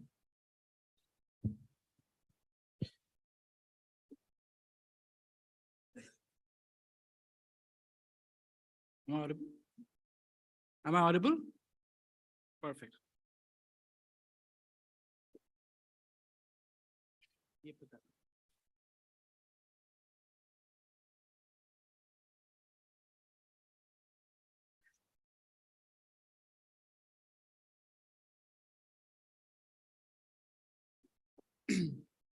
Okay, so first up, a big thank you to Mr. Aman Rajabali, Dr. Suyachi Pandey, Anumita and Himanshu for having me here.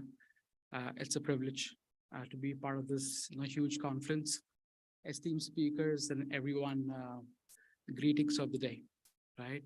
So my name is Arun Nambiar and I come from Hexaberry Technologies. Some of you guys have heard about it. It's a blend between IT and ITES or BPS that we call it. So I had the training and development function for the BPS unit globally, right?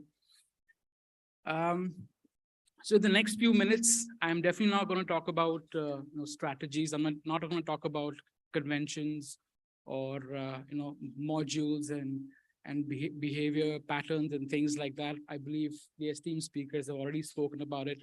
Right since morning, I've been listening to some great data facts from Deloitte. I'm just going to talk about what we did in Hexaberry Technologies, right, as a practice pre-pandemic and a post-pandemic, what we plan to do. Some would be rudimentary, some you must have already seen, done it, and some could be new, which may get implemented is what I would expect from this crowd, yeah? And towards the end, of course, we can have a Q&A session. I will not be making the session too time consuming. I can see the energy in the room. They may be wanting me to just get off a little quicker, but I will try to make it as quick as possible. So please bear with me. So the topic for me was in the hybrid working environment, how it has been. Can you tell us the journey about you, about your company, and explain it to the crowd? So I just thought of putting some slides up. So I hope you like them. Okay, so the trainer in me said, let's first start with the definition, right? Because normally trainers are first tell them what it is all about so that they're very clear, what are you going to talk about? So hybrid working environment, we all know is a flexi working environment. You can work whenever, wherever, however possible, right? That's a very clear-cut definition of the hybrid environment. And of course, that lets you get the autonomy to work, right? And be productive as possible. Okay, so with that concept, that flew away. So pre-pandemic, what was the landscape like? Like first, we all know it was a brick and mortar story, right? It was all confined into a classroom, and that was the only way of, delivery medium. Second, the delivery was all ILT or on-premise delivery, like we call it, right? We did not explore anything beyond that. We were adopting LMS, right? The learning management system, which again was, in today's terms, I would call it old school or maybe rudimentary, but that was still as a practice pre-pandemic. Analytics was limited to Excel, right? And the macros that we would run out of it to get some data points, correct? we never went beyond the Excel way of doing things. Let's focus on self-paced learning because the LMS itself was such a, a push kind of a mechanism because of which self-paced learning did not really pick up. It was there, but it was in a very low format. DEI was never a concept before. DEI, diversity, equity, and inclusion. It's all hot topic, new topics to make things look better and nicer today. Earlier, it was, although there, no one really focused about it, correct? And wellness, we did not need wellness because we were all sane before. Pandemic made us insane a little later. And then again, we want to get back to sanity. So, well, wellness programs and well-being programs is something that's being sought today. Limited collaboration tool usage, right? I don't recollect a time when I used to really use MS Teams or WebEx, or Zoom for, training sessions or Skype for training sessions. It was only limited to, the regular meetings that we would have, right? This also brought us closer to the global platform, right? For the global players that we had. And of course, reduced social media use. LinkedIn Learning, okay, it was there more so from a connect perspective, not from a learning perspective, more to say. So these were all what happened, at least in my company, and how we practiced in the old school, the pre-pandemic way. Of course, things had to change. So some new focus areas, we said, okay, what are the new focus areas we would want to invest in or think of for the workforce, not just in India, but also beyond the Indian shores. So the first was, build learning ecosystems, right? So it has to have one learning ecosystem which encompasses everything, right from self-paced learning to instructor-led to VILT to analytics, to AI, ML, all of that. How can we bring in under one platform is something that we were working under. And this is still under progress. And that is one thought that we should take for the future in terms of building a learning ecosystem in itself. Second, what's been my frontline employee experience, right? Post-pandemic, that's not going to be the next game changer. When it comes to talent acquisition or talent onboarding, how do I make it more engaging, make it more digitized for this person so that he sticks around with me for a long time? The third, like I mentioned in the previous slide, there was no DEI. So DEI now becomes a norm, right? So every training class that we have, every geography that we go to. So DEI is one serious practice that we get into these days. And then, of course, Dheeraj, the esteemed speakers spoke about personalized learning, bite-sized learning, bit-sized learning, micro-learning, all sorts of personal learning. Yes, of course, that is the need of the future. Transition to LXPs, right? Learning experience platforms. Like I said in the previous slide, I said LMS was still rudimentary, still old school. So what's different, right? In LXP versus or LMS. I'm guessing most of us already know about it, but it's just that it adds on its own intuitive design and giving us more analytics around how has the learner been learning his courses or taking his courses and designing his own journey paths, right? So we at Hexaware use Udemy. Some of us are already aware of it.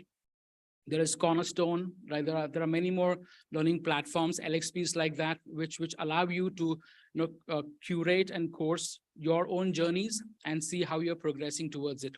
You buy something from the marketplace, you add it to your learning journey because of the stars that they have added, and see how you would want to path your own journey basis what's happening in the industry today, right? So that's what we have implemented, because LMS was more of a push kind of a program. The administrator would push certain learning courses, and then the learner has to finish that, and that's the end of it. Here, he's in charge of his own journey of learning. So that's what we wanted to inculcate.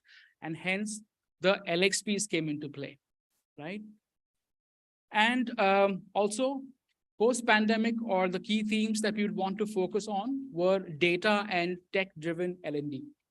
There's a lot of data that we have, but if that does not culminate into intelligence for me, then that data is just data for me, correct? So we have an analytics wing. We had an analytics wing within the training function alongside WFM or the workforce management teams. We automated our reporting in such a fashion that the learner gets to see his own reports, right? How is he trending?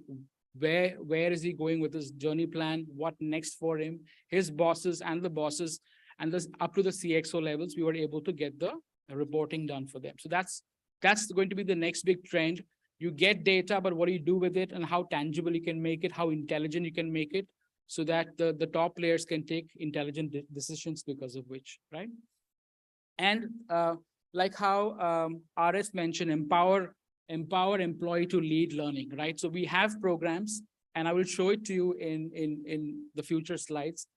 So we also empower learning, and we have career development programs that we run within the organization. There are some programs where we invite functional heads from different functions, right? Where they can come and take these courses for the trainees that we curate these designs for. So, so when I say career development programs, again, we have it for separate bands. I'm sure most of the companies also have it, certain bands, lower band, the middle management, the senior management, and the executive management. All these are bands, and we also have learning journeys for them. But instead of getting people from the outside, considering they already have some, big fat experience levels, 20 plus, 25 plus. I mean, they were the best leaders for us. Cheap to thai, but still, right? We could invest in them better, right? At least give them a platform to also speak like this, explain, because it's not easy to teach, right? It's easy to learn, but teaching is a different kind of a scale. So we try to empower them in that fashion, and we saw tremendous feedback from both sides, from the participant and as well as from the teacher who was teaching them. So that's what we looked at.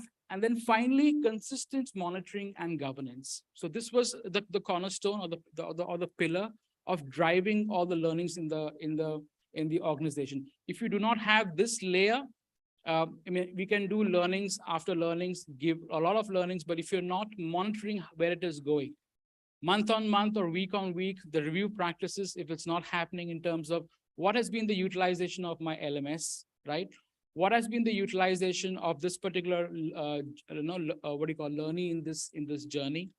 What has been the participation from this project unit or that project unit towards utilizing these licenses that we've brought in for the ROI measurement? If you don't get into that kind of a practice, you will not be able to see progress or no progress happening on that particular reality, right? So these were the key things or the new focus areas that we practiced on, or rather thought of. And since that's gone away too, this is what we currently practice in Hexaware. So one, I said you need to have a flexi working environment. So can you have one? Of course. So now we have ILT, VILT, CBT, mobile learning, remote learning, and name it. You have that kind of a learning ecosystem, like I said before, built already. The second was high use of collaboration tools. So before, in fact, this happened a little before pandemic. Our L&D teams used to already use collaboration tools, but not the ones that we use today. It was Skype and WebEx largely so. Why? Because we have teams which are globally present, right? For example, I have a team in Mexico, I have Manila also, and then the trainers from Mumbai would train them remotely, right? So they were using them already. But since I told you that I come from an ITES industry, I have two wings under me. One is the L&D and one is the T&D, which is process or product training that we impart for the client. So the product training teams required train the trainer sessions. And since we already adopted it before, it was easier transition for me. The only change was I changed from WebEx to MS Teams. That was it. So that cusp or that change happened quickly for me. So that was not a problem. But this is something that we need to now look at. And in fact, if you see MS Teams versus WebEx versus other collaboration tool platforms, you have some fantastic features wherein I did not know that, if the trainee takes his eye off from the computer, I can still come to know that if he's really engaged or not. It is to that level of detail, certain collaboration tools have helped us. So that became a norm. Now it is a norm in training. I already have a second hand. So even if I have to go back to the remote environment, I'm already equipped with that. So that is one strategy we had.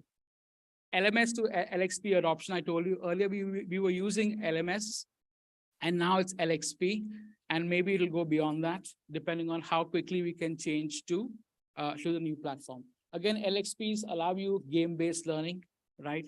Badges, leaderboards, we all know about it, but then have you seen this in action? Have you seen how this changes, attitudes and behaviors in people?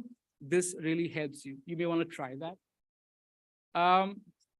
Like I said, analytics and automation, we have an automation wing already within the L&D department, wherein data from the LXP or the LMS, once it comes in, once it comes in, I already go for analytics in terms of how it can help me from a future learning perspective for a particular unit or department. So this also is taken care of. Wellness and DI sessions are in progress. In fact, we ran a couple of wellness sessions across the board when it was in the middle of the pandemic. Learning KRA and KPI. I'm not sure if this happens, but in the early times in the company, it was very less in terms of learning. Like someone said, they were not really taking learning too seriously. We always used a push strategy. I could always get the horse the well, but he would never want to drink it, right? Things like that. So what simply changed was we just introduced learning as a 5% KRA for them, because in my industry, they have what do you call incentives that they earn after every quarter or even after a year, depending on how much you score. So what we simply did was we just inserted learning as a 5% KRA. So if you want that extra score, why don't you just earn this from a push strategy? Although I would want this to be a pull later, but at least for starters to begin poking them, I just put them into the KRA. So now I can see high adoption automatically. And slowly that push is becoming a pull for me. Worked for me, may work for you as well. And finally, like I said, empowered learning, and very important, R&R, reward them as well, right? It's something that we do, right? After encouraging them and getting the scores that you want, if you do not felicitate them or reward them, you are not really encouraging them to take more, right? So as part of this, I've not put it in the slides, but as part of this, we have on an annual day, the annual award, I give a Learning Excellence Award for the highest learning hours put in by a person, right, across the geo. So of course, that becomes a big motivator as well.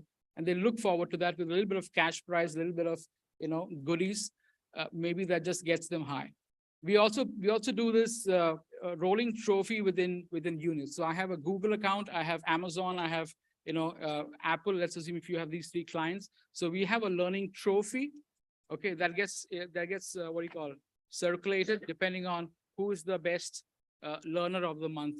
So they all compete. So someone in the morning also said, if you can make it competitive, right? They may take it. And especially if you're talking about the millennials these days, they would want to be competitive. And if that's what, excites them, just give it to them, right? So that's it. I already have the chit. It says time's up. So yes, I will not take much time. So this is what I was talking about. Before the pandemic, or before we actually started training, we already did the train the trainer. So this was about how to choose a collaboration tool. So we went about researching what should go into a collaboration tool.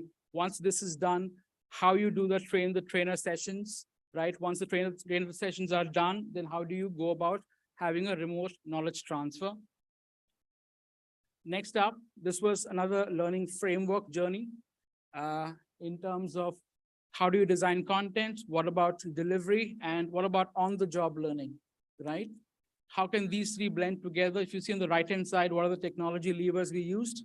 And how did we measure success, right? That was the methodology used. Simple slide.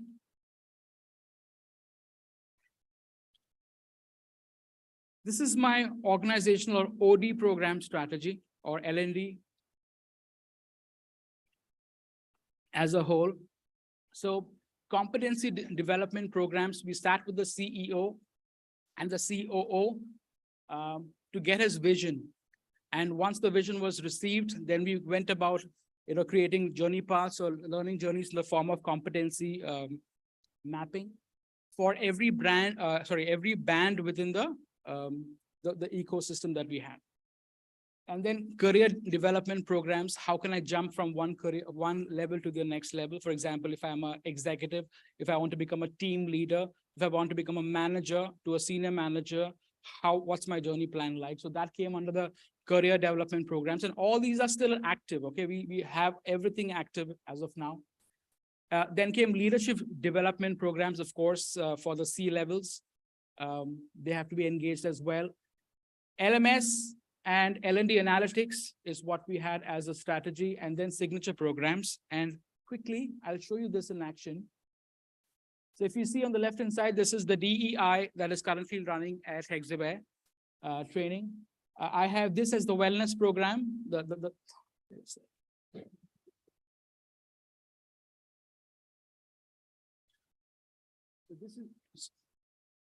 That's the DEI, a program that we're running currently across the globe. This is the wellness programs that we had with this speaker from the outside. This is empowering my trainers. They come up with these newsletters for the units that they work for, empowering them to showcase their work, and of course, be more creative and kind of make them a lot engaging in the work that they do. This is our career development program called STEP. Now, considering this was done virtually, we had this virtual graduation ceremony. Otherwise, this happens normally in an auditorium or a classroom like this, where we give them certificates. And then this is the new concept called Brain Box, where we generate a lot of ideas from the masses. And when I say masses, it's anyone who has an idea. He registers that idea. It is checked by our performance excellence team. And if it is a proper idea, they get published just like this, which says how many hours saved and how many dollars saved. So this has to culminate into some value, and the top CVAs, or the customer value adds that we call it, they get rewarded, right, in an annual forum, in a monthly forum, depending on who has the best CVA. So these are some of the programs that we keep running within the unit, so that it's always a well-oiled engine, right? They have to keep on thinking. Someone spoke about innovation, design thinking. All of these programs, of course, we run, but as the whole thought process that I had was keep them busy, right? Because otherwise it's going to be rusted, and that's where all the problem starts, right? That's it. Questions? Thank you, Arun. Thank you. So, thank you. Yeah, as we come to the end of this session, let us, because paucity of time, I suppose we'll quickly move to Q&A. We'll do it just for 5 minutes. Maybe 2 questions we can take. And I'll request you to keep the questions to questions only. Please avoid any comments or sharing of opinion, that might delay this session. So somebody can help me with the mics, please.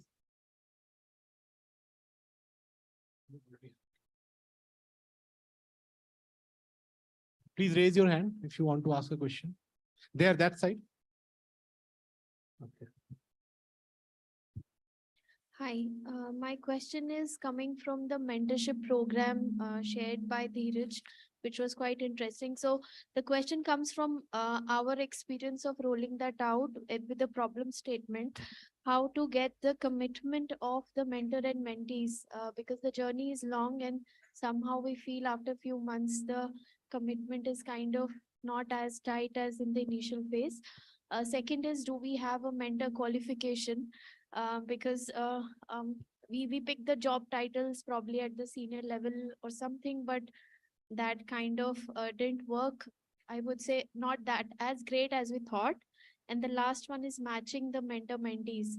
So any thoughts on these 3 quickies, I would say. Thank you. Thanks. I'll be crisp. So we have 2 documents: expectations of mentors, outline what are the expectations from mentors, expectations from mentees, right? So these documents are sent out to them well in advance. We have a train the trainer for mentors as well, because there is a lot of confusion between mentoring, coaching, counseling, and all of those things. So we do those sessions, and that helps them to understand what is the expectation. Again, the matching part, we recently used a very small tool on SharePoint where they listed out their expectations from mentoring, the skills and how they would want to see their own aspirations grow. And that is how we matched the mentors with them. So it was not like 100% match, but to a large extent, it was a great match. And last point, we have a pool created of passionate people, as I mentioned earlier, right?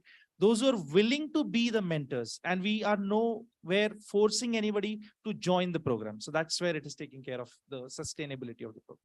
Thanks. Hello. Thank you, Arun. Any other question? That side, please. Can you hear me? Yeah.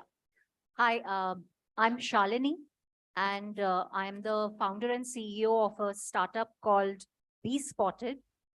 We believe in transforming employee communication with goodness. And the major challenge that I see in a hybrid setup is that, well, this problem was there earlier as well, which is, we say learning is an individual responsibility. Now, how do you create buy-in? That becomes a challenge for us. As in, the organization may have some perks, but from the point of view of a person who is facilitating that particular session, what do you feel? What could be the possible ways of creating a buy-in? Arun, would you like to take that question? Hello. I don't know how much justice I can do to that, to answering that question. So buy-in will happen only if there is collaboration, right? And it is a two-way story. Once expectations are set, understood from both the parties what is expected, and once you reach a common goal or a common bridge, right? And once you stamp that saying, okay, fine, this is what I'm expecting out of you, and this is what I should be expecting of you, or you should be expecting of me. If we are clear in that, because that's where the foundation lies. Once that trust, because the foundation of all that is trust. If there is trust, automatically there will be a buy, right? Whether good or bad, right? So if I were to be you, I will first go with that kind of a model. And then, like I said, I will list down certain things from an expectation perspective from both sides of the teams, and come to a common conclusion that this is what we should be going from a journey path perspective, because it's collaborative, right? So if that buy-in happens, then let's see the next level, the third level, the fourth level. That's my take. Prasad, would you like to top up that? Let me just add. See, if you want to buy in, there has to be two ways. One is where your learner tells this is what I want, and you facilitate providing a solution. From an organization perspective, what is important here is to sort of list down things that you want to achieve. Okay, that's one. Communicate. Okay. Third, and tell how your employees are going to contribute to that achievement. Okay. Always understand every employee would want to know how he or she is contributing to the larger purpose of the organization. So communicate that, and then ask them if to do that, is there any support that they want? Okay. People will talk about it. And as a facilitator, you can easily plant the seeds of the solution that you already have through facilitation. And if it doesn't come through that discussion, you can add by saying that, look, hey, you know what? We plan to do the following to help you enable this particular objective. Okay. And showcase how they are going to eventually get benefited as the organization benefits. Point here is buy-in will come only if they are ready to own. They will own it if they see with him what's in it for me. Okay. If you're able to match this, rest assured buy-in will happen. So thank you, Prasad. Thank you, Arun. Now we actually wanted only 2 questions. So being the moderator of the session, I'm just taking that liberty. But maybe you can connect with us in the tea break.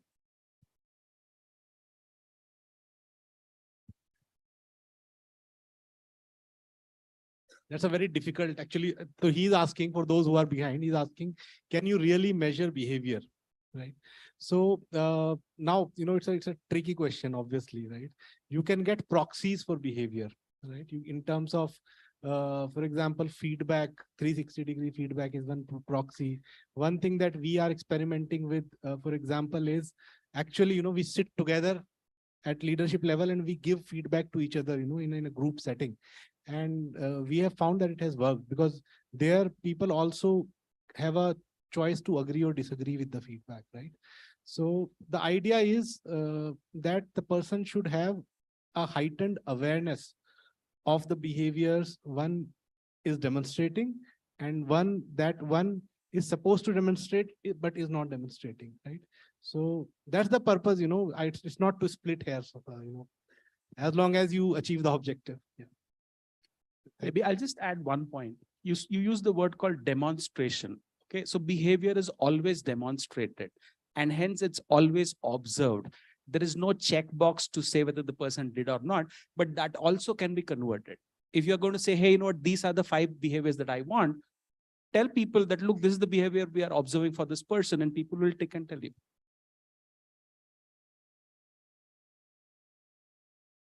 Thank you then. Thank you, everyone.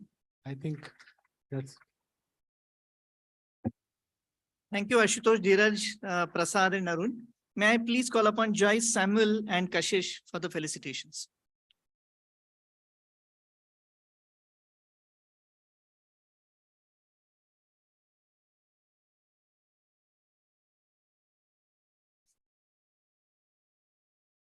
Ashutosh Sharma, the moderator of the track.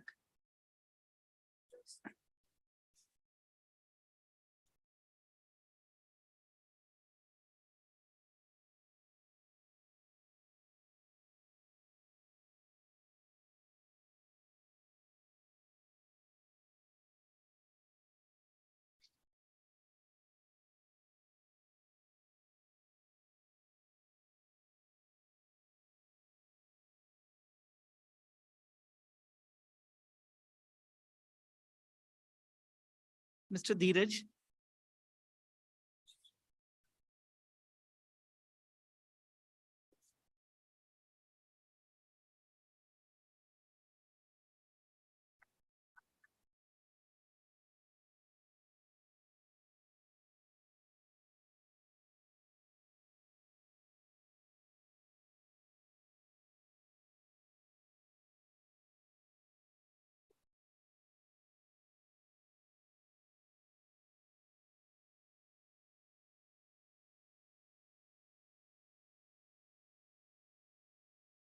Mr. R.S. Prasad.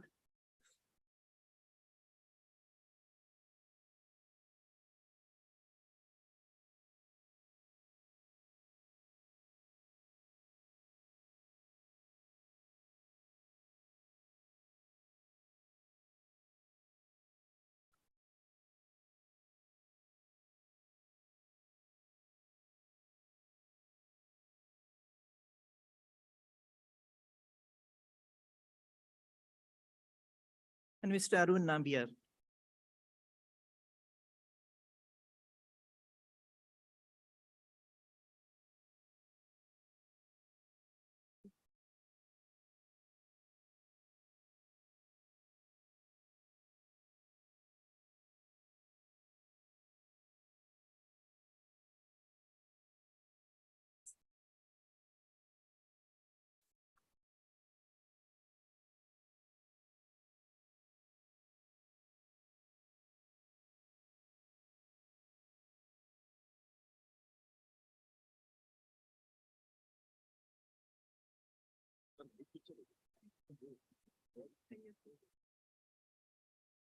Thank you, Joyce and Kashish.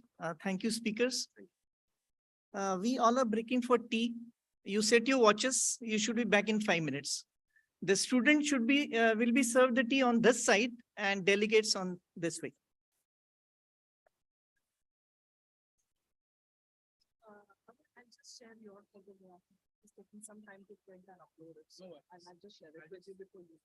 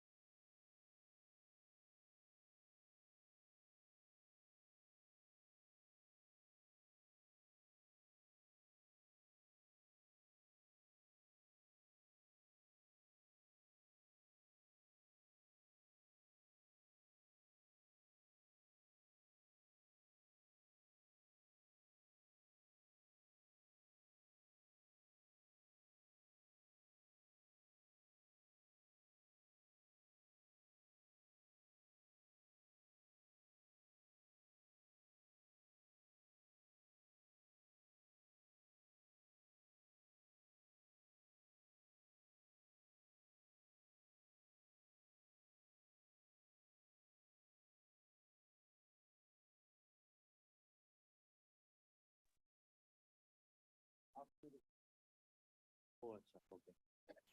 Sir, you're all set. We will start in 1 minute. Sure, up to you. Ji. Well, good evening once again after the break. We are really honored to have Dr. T.V. Rao, who is connected with us from Hyderabad online. Dr. T.V. Rao, in fact, doesn't require any introduction. He is founder of National HRD Network and chairman of T.V. Rao Learning Systems. He is Guru of Gurus. So let's welcome Dr. T.V. Rao online. Thank you. Thank you very much, the National HRD Network Pune team. I must congratulate you for organizing this national L&D event. Are you able to hear me? Can you hear me? Can somebody signal and say, yeah, you are able to hear me? Yes, sir, we can hear you. Okay, wonderful. Thank you very much. Thanks a lot, Aman and team, for giving me this little opportunity to share my thoughts. A small correction, I am connected from now Ahmedabad, not Hyderabad. Oh, sorry. Many think that I am in Hyderabad, but I have not visited Hyderabad last 4 years. Just this morning, I gave a keynote speech again from Ahmedabad. First of all, I think it is so nice to see you all. It is wonderful. I saw you about an hour ago when the camera was focused in the auditorium, and I could see that you were having a wonderful session. Just a few thoughts that I would like to share with you on learning and development. Learning in the old days, actually, it used to be training and development, but I think those days are gone. Now it is learning and development, and I'm happy the term development is used. Development. I have just completed, along with Dr. Arvind Agarwal, who is the first author about, the book is out about 3 months ago, Leaders in the Making. That is the background you see, and some of you may have seen the book or even read the book. I would draw a few things from that book, but I would extend it to a larger perspective of life. Just this afternoon, one young girl who graduated from one of the top level HR schools in India called me. And she said that, sir, I have a problem I want to discuss with you. Normally, when people call me for discussing problems, I very readily listen to them. And she said, I graduated, I did my post-graduation a couple of years back and joined one of the top 5, one of the big 5 consulting companies, global consulting companies. I worked for 2 years there and it was very frustrating. Then I joined an Indian multinational now for the last 6 months and it is equally frustrating. I want to help me if you either can give me a project where I can work while working with the current company or give me a job in your organization if you have any. So I asked her, why are you frustrated? Particularly when I heard the name of this consulting company, which is a famous company. I said, now that company, many of my people who worked with TVR joined that company, prospered very well. And I'm very surprised to hear that you are very frustrated working in this company. He said, sir, I was doing only routine jobs.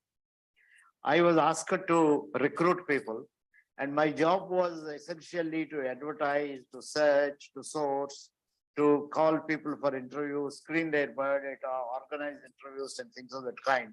I think I wasted 2 years of my time and I have not learned anything. I have not been able to do anything. I said, how about the current company? She said, I have been given L&D, learning and development, or training and development, old days you call it. And it's equally frustrating because I am only dealing with vendors of training programs. Most of the time, my job is to collect vendors and list them up and then get people to be sponsored for this training. I'm not learning anything. This was a surprise. And the only advice I gave her is, I think you are missing something. You have already wasted 2.5 years of your life and you can't expect anything better than the companies that you have worked for. And I say wasted, not because the time has passed, but because You refuse to learn. You have not learned. And it is not the company's job to get you to learn. It is your responsibility to get you to learn. And I suggested you go through this particular book, Leaders in the Making. And here we documented the life stories of 30 top leaders in the company, in the country. Some of them are global leaders. Some of them graduated from IMA, IMC, graduated from XLRI, KISS, and many other well-known institutions in the country. But if you go through their lives, you will find they all passed through the kind of thing you said you passed through in the last 2.5 years. But what they got out of this is very interesting. Like if you are asked to deal with provident fund accounts, it's a great opportunity. You have to learn about people in your company, the kind of people who come to you, the kind of rules exist, the kind of necessity they have. It's the biggest opportunity for you to learn psychology of people. If the company asks you to take care of the attendance register, just maintain attendance of people, you can't expect a better opportunity than that to learn about the company. Attendance means every single individual of the company has to pass through you and so on. I remember Mr. S.V.S. Raghavan and even late Dr. Krishnamurthy used to say, the best way to learn about any company is either you work in HR department or in the accounts and finance department, because everything that goes through the company goes through either the HR department or the finance and accounts department. So you are lucky you had been in HR and you refused. I am coming to this very important point. I think most of the leaders that we have talked of in this book are leaders who seized on every single opportunity they have had. They all came from different families. Some of them came from very poor families. Some of them came from very well-to-do families, government servants, good connections, good networking. But all of them equally, whether you are born in a family with where your father died at an early age, or your parents didn't have enough to take care of you, or whether you were born in a rich family, I think they are the ones who from school days, college days, as well as in the first job and all the job made use of a lot of learning opportunities. So I think this is biggest lesson we have learned. All the leaders become leaders by virtue of using every single opportunity that is available for them and accumulating what I would now like to propose, their learning capital. I like to propose as a thought for all of you that we all carry with us an LLC, learned and learning capital. Learned capital is all that you have acquired, knowledge, attitudes, skills, values, etc., all competencies that you have acquired. It is stored in you. It is there with you. That is your learned capital. And learning capital is your ability to learn from multiple opportunities. Quite unlike in the past where we didn't have access to information, today we walk with all information in our hand. Now, if you can see this little instrument, I don't know if you can see this, this is my iPhone. In this iPhone, I get every information about anything that is happening in the world. So today we walk with the world in our pocket. This is the greatest opportunity. Anything you have, maybe right or wrong, at least you have an opportunity to know how some people have interpreted when you visit Google. So you learn from media. You learn from most important thing. You learn from books. Post-pandemic, now pandemic, what were we doing? We stopped going to office. We were listening to each other, largely through webinars, to seminars. It is all online. So all learning in the last 3 years, 3.5 years has become online. And today, in the last 6 months, it is not even online. It is self-generated learning. Anything that you want to learn, it is your responsibility. Training budgets are reduced. Learning opportunities are getting increased. So learning and learning from multiple sources. We most often do not recognize the best source to learn is the organization and the job that is given to us. Even if it is a routine job, you can learn a hell of a lot. And that is one of the things we have learned from these 30 leaders we have documented in this particular book. The other thing that adds to your learning potential, I said learned and learning capital. Learned capital is already what you have accumulated.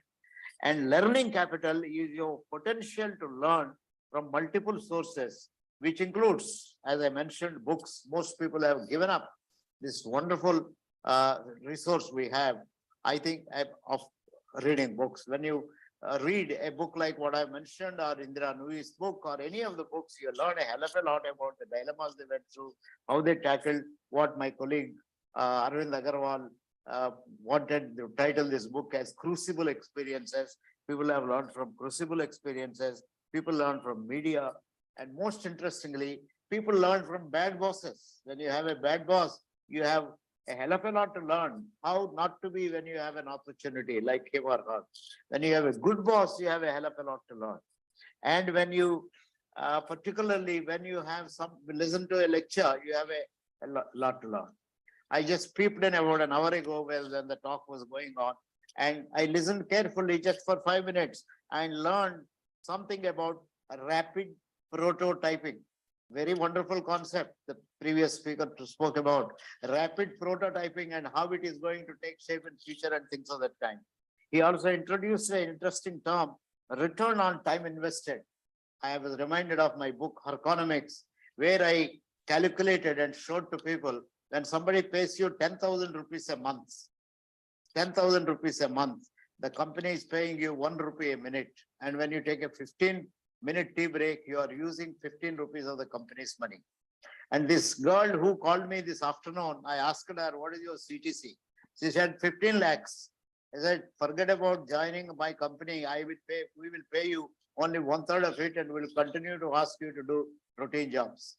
But I went on to say that when somebody pays you 15 lakhs, you know how much it is costing to that company.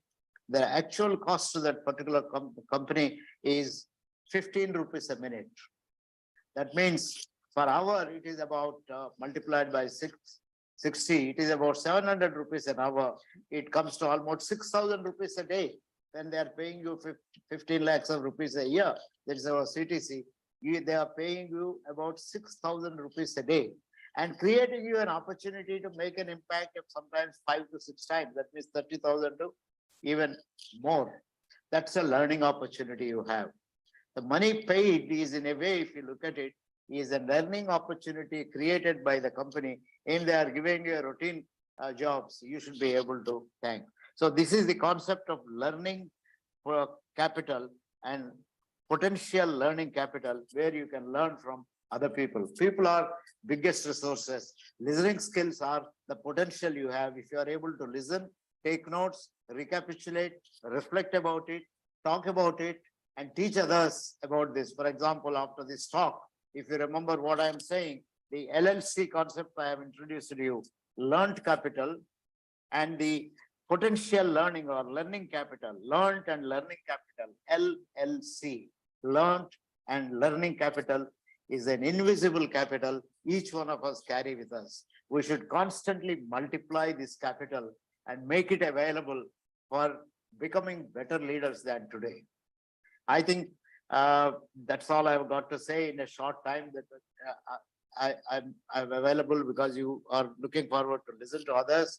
Please, I think, be sensitive to phenomenal learning opportunities today the world offers.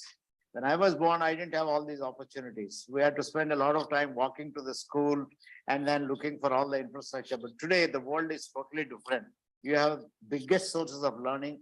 People are the greatest sources, and experiences that you get are the great sources. So spend your time thinking about how do I enhance my invisible, the LLC, learned capital and learning capital, and constantly acquire knowledge, attitude, skills, and build myself to be constantly a better leader than before, better leader than others, and the whole world will be yours. I want to thank you. I want to wish you all the best. Have great time, enjoy yourself, and multiply your LLC. Thank you very much, Aman and the team, for giving me this opportunity. Thank you, sir. It was honored listening to you. That's the reason why Dr. T.V. Rao is known as Guru of Gurus. He has given us only 2 apt messages. One is leader should seize every opportunity that comes your way. And second, learning from him is we need to work on learned and learning capital. Sir, it was an honor listening to you. Thank you for joining us from Ahmedabad all the way. Thanks a lot, sir. Thank you so much.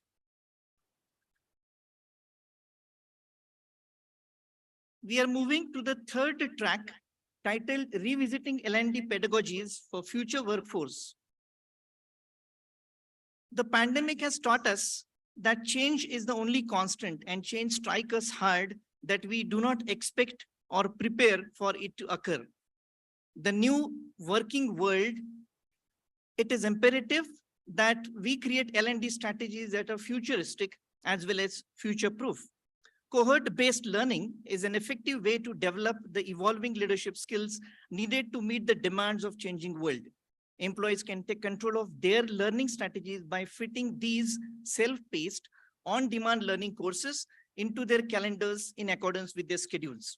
The hard truth is that no matter how tenured or educated your workforce is, it needs a coherent skilling ecosystem to remain valuable to the organization. Many employees want to learn. The key is to give them the opportunity to do so. Organizations and learning strategists must step up and meet the willingness of the employees to learn by providing tailor-made, customized, and integrated learning opportunities that cater to the needs of every learner. Another way that AI assists intelligent systems and economic problem solving is through rationality. The application of this technique has been extended to include performance, learning, and adaptation, particularly in the areas of learning process, preference, and utility.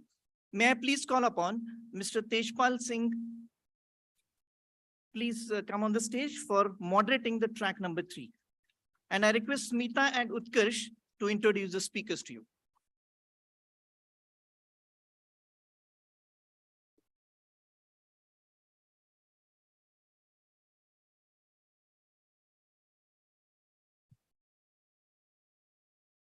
Mr. Tejpal Singh Batra is the founder at SSO Consultants, co-founder and president, iGift Life Foundation. Sir has 35 plus years of global exposure to leading teams in information technology, operations, human resources, and analytics, and is an avid learner, explorer, and innovator who believes that learning and giving back to the society are the constant.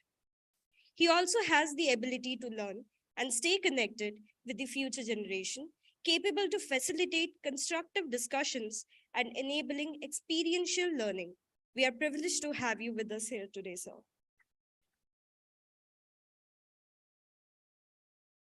Our next speaker is Mr. Harsh Monga.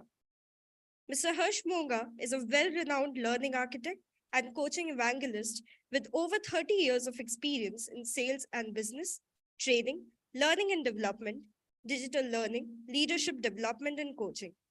Sir has worked in various industries such as pharma, telecom, financial services, technology, consulting, petroleum, healthcare, and own enterprise.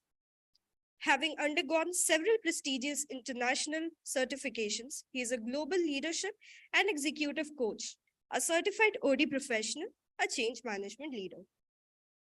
He is currently working as the director and head sales and training with Dr. Reddy's Laboratory. Mr. Harsh is the recipient of various recognitions and awards, some of those being Most Impactful Sales Training and Coaching Leader 2022, Global Training and Development Leadership Award, and 25th Most Influential Training and Development Professionals. Sir is known to have built, spearheaded, developed, and turned around the L&D functions at various organizations.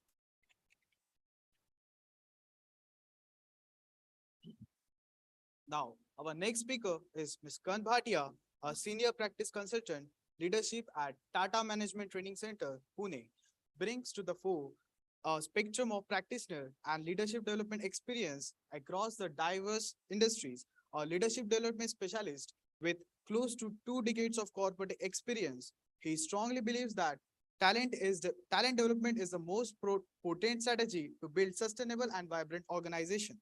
An effective communicator, Sir has hands-on experience of designing and delivering high-impact leadership development workshop to senior leaders across the functions, industries, and geographies.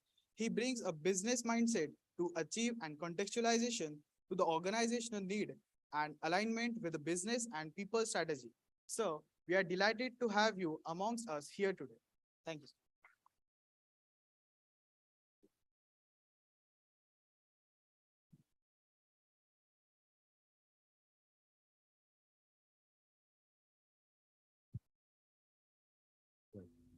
Hi, good evening. Are we all set to go home soon? Right. So I'm gonna do the best moderation ever because when it's a master class, as a moderator, you keep shut. Harsh, floor is yours.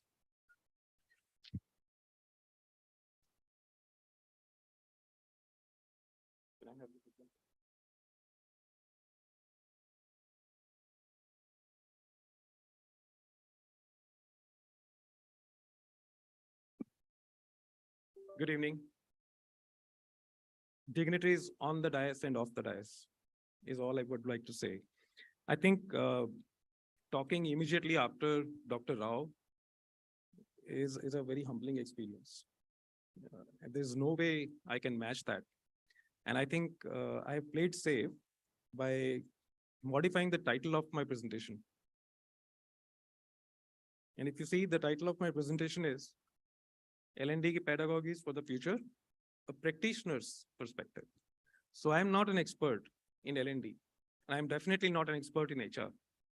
Whatever I have learned in L&D or training and development and coaching is purely by practice. And therefore, what I'm going to share with you is a practitioner's view. And there will be my take on some of the pedagogies. And after that, I'll quickly move to implementation in real life, in practice. How have we leveraged artificial intelligence in skilling and reskilling of our commercial field force? So that's broadly what I'm going to talk about. Why do I say a practitioner? Because there's a big difference between a learner's world and a practitioner's world, a theorist's world and a practitioner's world, especially to the students sitting out there. This is very true. What you're learning here today is definitely very important, but in practice, you will face more realities. So always be ready to accept those ambiguities that will come your way. How many of you are, how many of you remember this? I'm sorry, I shouldn't say aware, but how many of you remember this? Yeah, a lot of hands. This is what? Maslow's hierarchy. This is Maslow's hierarchy, right? Okay. And we know this is part of the Bible, right? For any L&D professional. Maslow's hierarchy of needs. So you need to follow this. Why do you follow this? What do you do? What do you use this for? Maslow's hierarchy of needs? Louder, please. Motivation? For need hierarchy. Why do you use it? How do you use it as an L&D professional? For engagement and then for motivation, and also then to decide the learning objectives maybe, and then see how your learning intervention should get designed and all that. In real world, yes, this is Maslow's hierarchy, but in the real world, corporate hierarchy overrules Maslow's hierarchy. When you go and talk to the leadership in business, if you are not able to convince them why this training needs to be done, then Maslow will lie low. So corporate hierarchy will always overrule Maslow's hierarchy. So that's a trap even for practicing L&D professionals like us. You know, we need to be aware of that particular trap. How many of you remember this?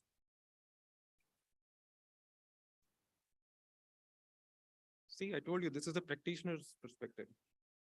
Yeah, good. Do you mind switching off the flash of your, thank you. Bloom's taxonomy, right?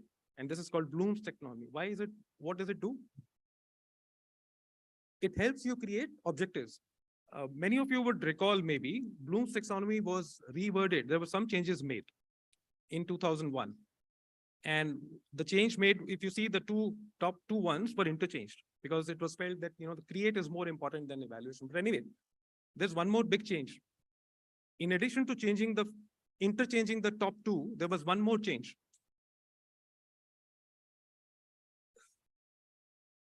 The change was the words were changed from nouns to verbs. Why do you think this happened? What was the need? It's about action. It's not about what the learner knows. It's about what the learner does. And that is what is more important in a practitioner's world. So sometime back, we were talking about behavior, and we said that behavior has to be externally visible, measurable, coachable. It's all about what the learner does. That's all that matters in practice. That's all that matters in a commercial world. So there are different levels, 6 levels, I guess. And there are different verbs. But in practice, the only verb and the only level that matters is not there. And that is the one which is called perform. So I don't really care in a commercial organization if my learner understands, analyzes, applies, creates. End of the day, I'm concerned about, does my learner perform? That's the only verb your commercial leadership wants to listen to. That's all they are concerned about. Now, does that mean that we should not know all this? No, we should know all this, but we should also know how to use this effectively with all the constraints that we face in practice, in the real world. That's also very important. Last one here. By the way, all these are pyramids. No? Somebody who coined this, everybody was fond of pyramids. Anybody remembers this? Let the students take a quick take, otherwise I'll move on. It's a learning pyramid. And it basically tells us about the retention of learning with different kind of, with different kind of learning styles, methodologies, and so forth. So of course you can see if you teach others is when you retain the maximum. And that's why all these people sitting here, especially from academia, are basically our gurus, right? So this is the learning pyramid. In real life, this is the only pyramid which commercial organizations are concerned about. It's not about retention of learning. I'm not concerned about retention of learning. Today, I'm concerned about retention of learners. Do my people stick with me for a longer time? Are they productive in the shortest possible time? And are they able to stay with me productively for a very long time? That's what is more important. Are you with me on this so far?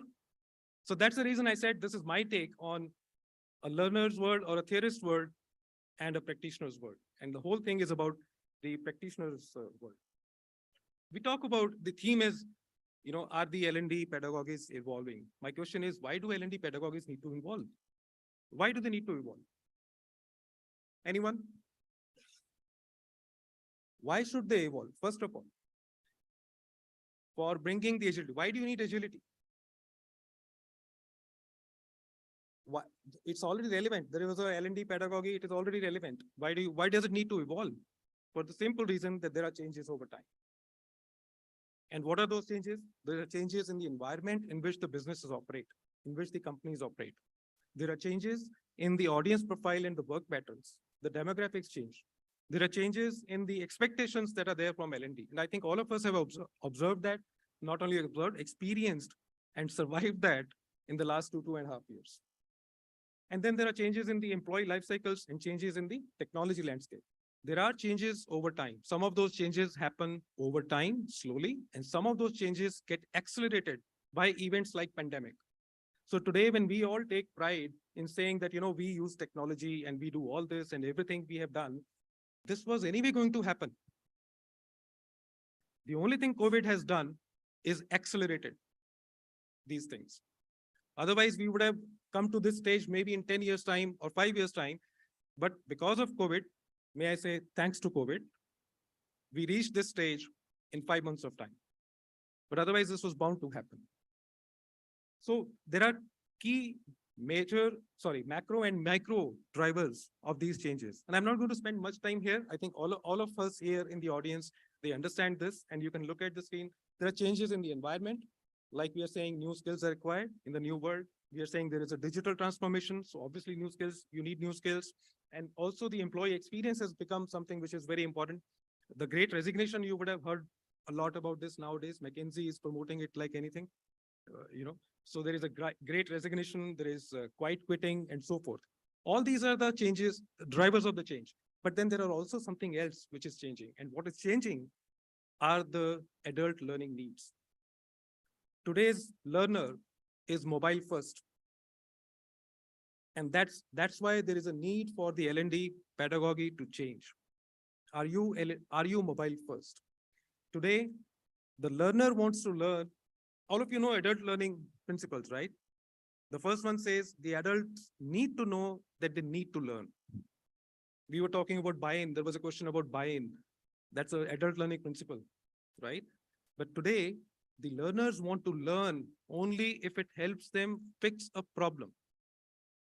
Does your training help me fix a problem? If it can't problem solve anything for me in my life, I really don't need this training. I don't want it. That's the learner mindset, you can say, or the attribute or characteristic today. I want to learn in the flow of work. Josh Bersin said this, learning in the flow of work. Today's learner wants to learn in the flow of work. And sometime we were also talking about, is learning time built into your resourcing norms? That's also a question which is being asked to HR nowadays. And of course, we are talking about democratization of learning and on-demand, on-the-go learning. So all these principles are pretty well known to all of you. So I'm just moving forward from here. I'm just citing one research of Deloitte. This was in 2020, of course, but I think it talks pretty well about, what types of corporate L&D offerings have the most value for the employees. The answers are given by employees. And here, the one that got the maximum votes or ratings is learning with or from others, which is basically collaborative learning. And that's one of the reasons cohort-based training has become very useful in today's world. And that's something which I would also encourage everyone to start doing that. We have also recently started doing this because it offers not just personalized learning journeys, it also offers great opportunities for peer learning and social learning. So the future of learning is circular. We are talking about the word pedagogy. Pedagogy means what? Students. Methods of teaching. Adults. Then why are we talking about L&D pedagogies? Because L&D is meant for adults. So there is something called andragogy. Then there is something called utagogy. I think it's a circular thing. So the world has changed from pyramids. We have now moved on to being circular. Learner is at the center of everything, and everything else, whether it's your content, whether it's you as a facilitator, whether it is someone else, providing the infrastructure or systems, has to cater to the learner at the center. So we're talking about change, but then Andy Warhol said, they always say time changes things, but we actually have to change them ourselves.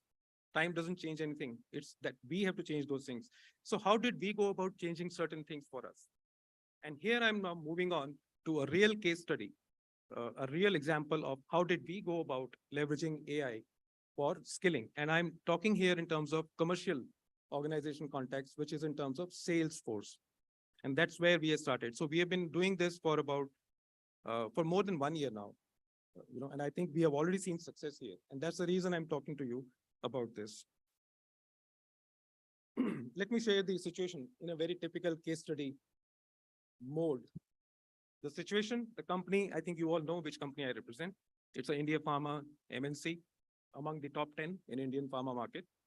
Large sales and distribution ecosystem, 8,500 plus strong, field force or sales force, and business highly dependent on human interaction. In pharma industry, there is a high dependence on human interaction between the rep and the customer, which is the doctor. That's a very high dependence there. And of course, this is probably the only industry where the customer is more knowledgeable than the seller. Challenges, all of you know all these challenges. What happened? Pandemic happened. And even otherwise, we were struggling with some of these things, and there was a delay in the go-to-market time, and early productivity that we wanted to achieve for our new hires. So one thing that really hit us hard was we were actually training people with all different methodologies even before the pandemic. We had a blended learning approach. Sometime back, somebody was talking about blended learning approach. We were using all methodologies possible. We even had mobile learning, virtual training through Teams, Zoom, 1 year before pandemic started. We had that in place. But then COVID happened, classroom goes away. Now, how do you basically build skills? Because for building skills impactfully, one of the best methodologies is role plays and practice. How do you now do this for sales guys? And therefore, we knew the only answer is, first of all, technology. There was no other answer for us. We had to evaluate different technologies. And we looked at very different points in terms of if we have to evaluate technologies for skilling and reskilling of our people, for bringing them up to speed, what are some of the things we will consider?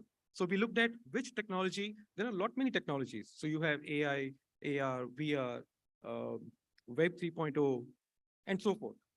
So what do we do? Which ones will we use? So we had to look at those technologies that will help us disseminate learning rapidly and at a scale for a geographically dispersed field force with different backgrounds. We had to look at technologies. Will it really be efficient and effective? Will it give us the impact that we are actually trying to get by applying this technology or implementing this technology here? And all those points were there. And will it actually integrate seamlessly with our current systems? We have a LMS, we have a LXP, we have a SAP, we have Salesforce, and you have HR systems, all those things. So will it really fit in somewhere? Is there going to be a conflict? And will we be able to pull this through? At the same time, we also saw, can we use this technology only for delivery of training, or can we use it for TNI? Can we use it for assessment? Can we use it for certification, and so forth? So these are some of the things that we considered, and we evaluated many companies, business partners, and we saw all different technologies. The one answer that I got basically was what we wanted to achieve could have been achieved with AI, artificial intelligence. And artificial intelligence in skilling is a reality. It's an actual reality, especially the natural language processing ability of accuracy of AI is pretty good. It's pretty much very good there. It's there actually. So there is a very clear case for using AI in L&D, especially for building sales readiness of the sales force. So we chose AI, and we chose a startup, who actually we felt have all those qualities that we were looking for. And we started working with Averathon, a company called Averathon. Their CEO, Harshal, is also here today. If you want, you can talk to him separately. So I talked about sales readiness, and I'm sorry, just take 2 more minutes and I'll close this.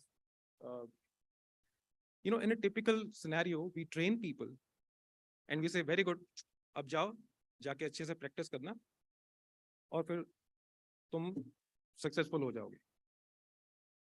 And then वो practice, where does he go and practice? With the customers. Is it a really good thing? Do you want to take that risk? That's one.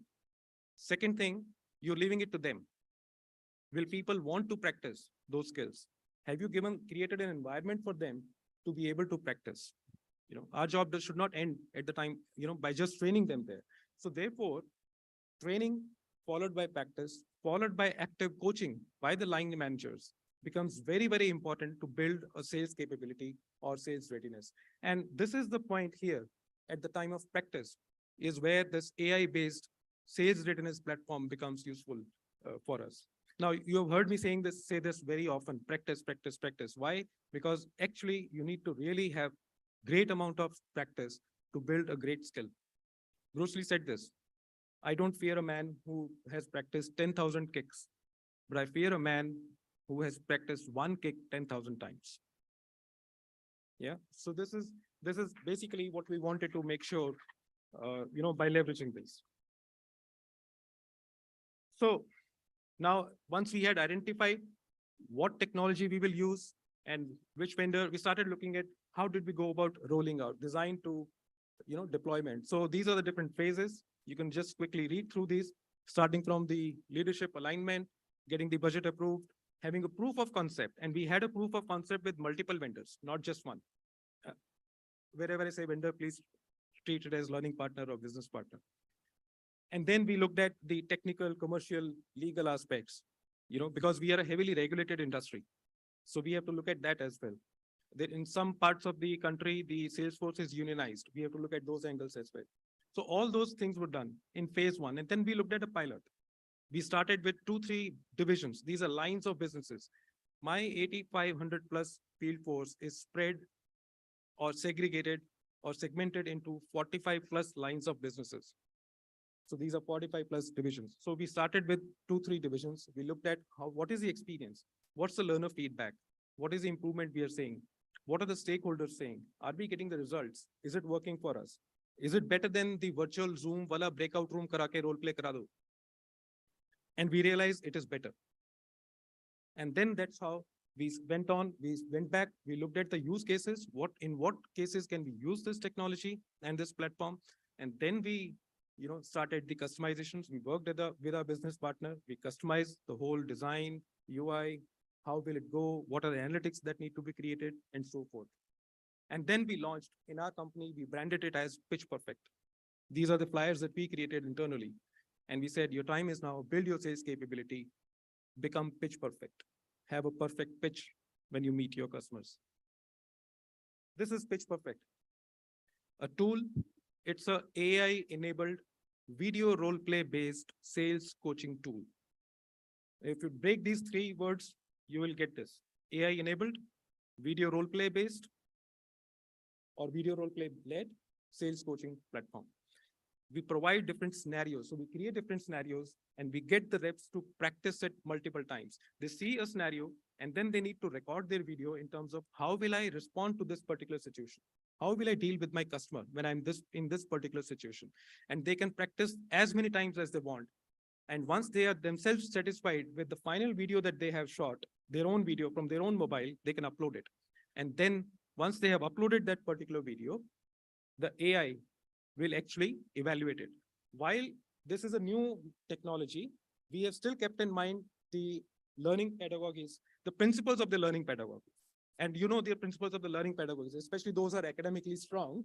The principles are challenge, provide a challenge to the learner, modeling, questioning, deliberate practice, and feedback. DIRT, deliberate introspection and reflection time. Okay, it's not the dirt. So all these principles were kept in mind. And then the AI generates reports, and these are very good reports. It provides feedback to the learner in almost real time on different aspects. And also the reports are available to the L&D or the admin of the platform. These are some of the feedbacks, parameters on which the AI provides the feedback. One is my knowledge. Is there an accuracy in what I'm saying? Am I giving the right information? The AI analyzes that. Then body language. How has been my body language? What's my rating and scoring in that? My objection handling, my ability to handle objections, my pace and pitch, and my voice modulation. All that gets analyzed by AI, and AI throws out a report. The learner knows instantly, where am I? And the best thing is, this report is also available to the line managers. But one thing that I have not told you so far, which I personally like the best, it's not just the AI which can evaluate and generate the report. The same video can also be actually seen by their respective line managers who can watch the video and then provide real-time feedback to their team members and say, hey, this is what you did well, and this is something that you need to improve on. And then this provides an opportunity to the managers to identify coaching opportunities and provide coaching in the real time to develop their people. So that's something which is much more exciting for me to actually, have in this particular system. Sorry. So we try to measure the impact because nothing is complete till the time we talk about the impact. And we try to look at the impact. And here is one example. And we saw some of the people, we saw a marked impact on the capability. We had identified some reps who were at risk and who were at the novice category, which means they were not there when we first evaluated them in terms of their skills. And after using Pitch Perfect or AI in skilling, we saw a clear improvement by more than 55%. And as you can see, there are different graphs we created. We saw this and we said, okay, if the curve has flattened and moved towards the right side, this, right? That's a clear indicator that the capability has, for the whole cohort, has actually gone up. So this is how we were. And these analytic report also we got from our business partner. So with their help, we were able to create those reports as well. But then they say, I myself said in the beginning, in practice, commercial organization mein to impact kuch aur chahiye. So here are some of the lead indicators of that impact. Learner engagement improved by almost 50% within 3 months. But more important than that, we saw in clinic time the time that a rep spends in front of the doctor, talking to a doctor. We are able to measure that because we have iPads. So in-clinic time has improved by 15 to 25% in various different brands for which the people were engaging with their customers. So we know that there is an improved ability in our sales force now to engage with the customer. And also we saw up to 25% increase in the brand exposure time for some of our key brands following this intervention. So we know that this is working and we know we're going in the right direction. And therefore, we believe that AI is one of the best methodologies for us to use in a commercial organization environment for skilling and reskilling of people. And I think that's one of the reasons this is a journey, like we said. Our use case, we are using it for detailing, for getting people up to the speed in terms of delivering core messages. How do they handle objections? For new launch product training, we're using this. We're using it for skill assessment. The second row, the last row, is where we are now going to use it. We have not started using it there. One is in terms of onboarding, in terms of competency mapping and certification of the reps, is where we will now start using this technology, in the phase 2. And so having done all that, like I said, while it's a journey, we were, I think, pretty successful. And we also got recently, this team won the best use of sales training technologies award at a recent forum as well. But then there are miles to go. And I think the journey as a practitioner will continue, and I will continue to learn, not just by experience, but also from all of you. Thank you so much.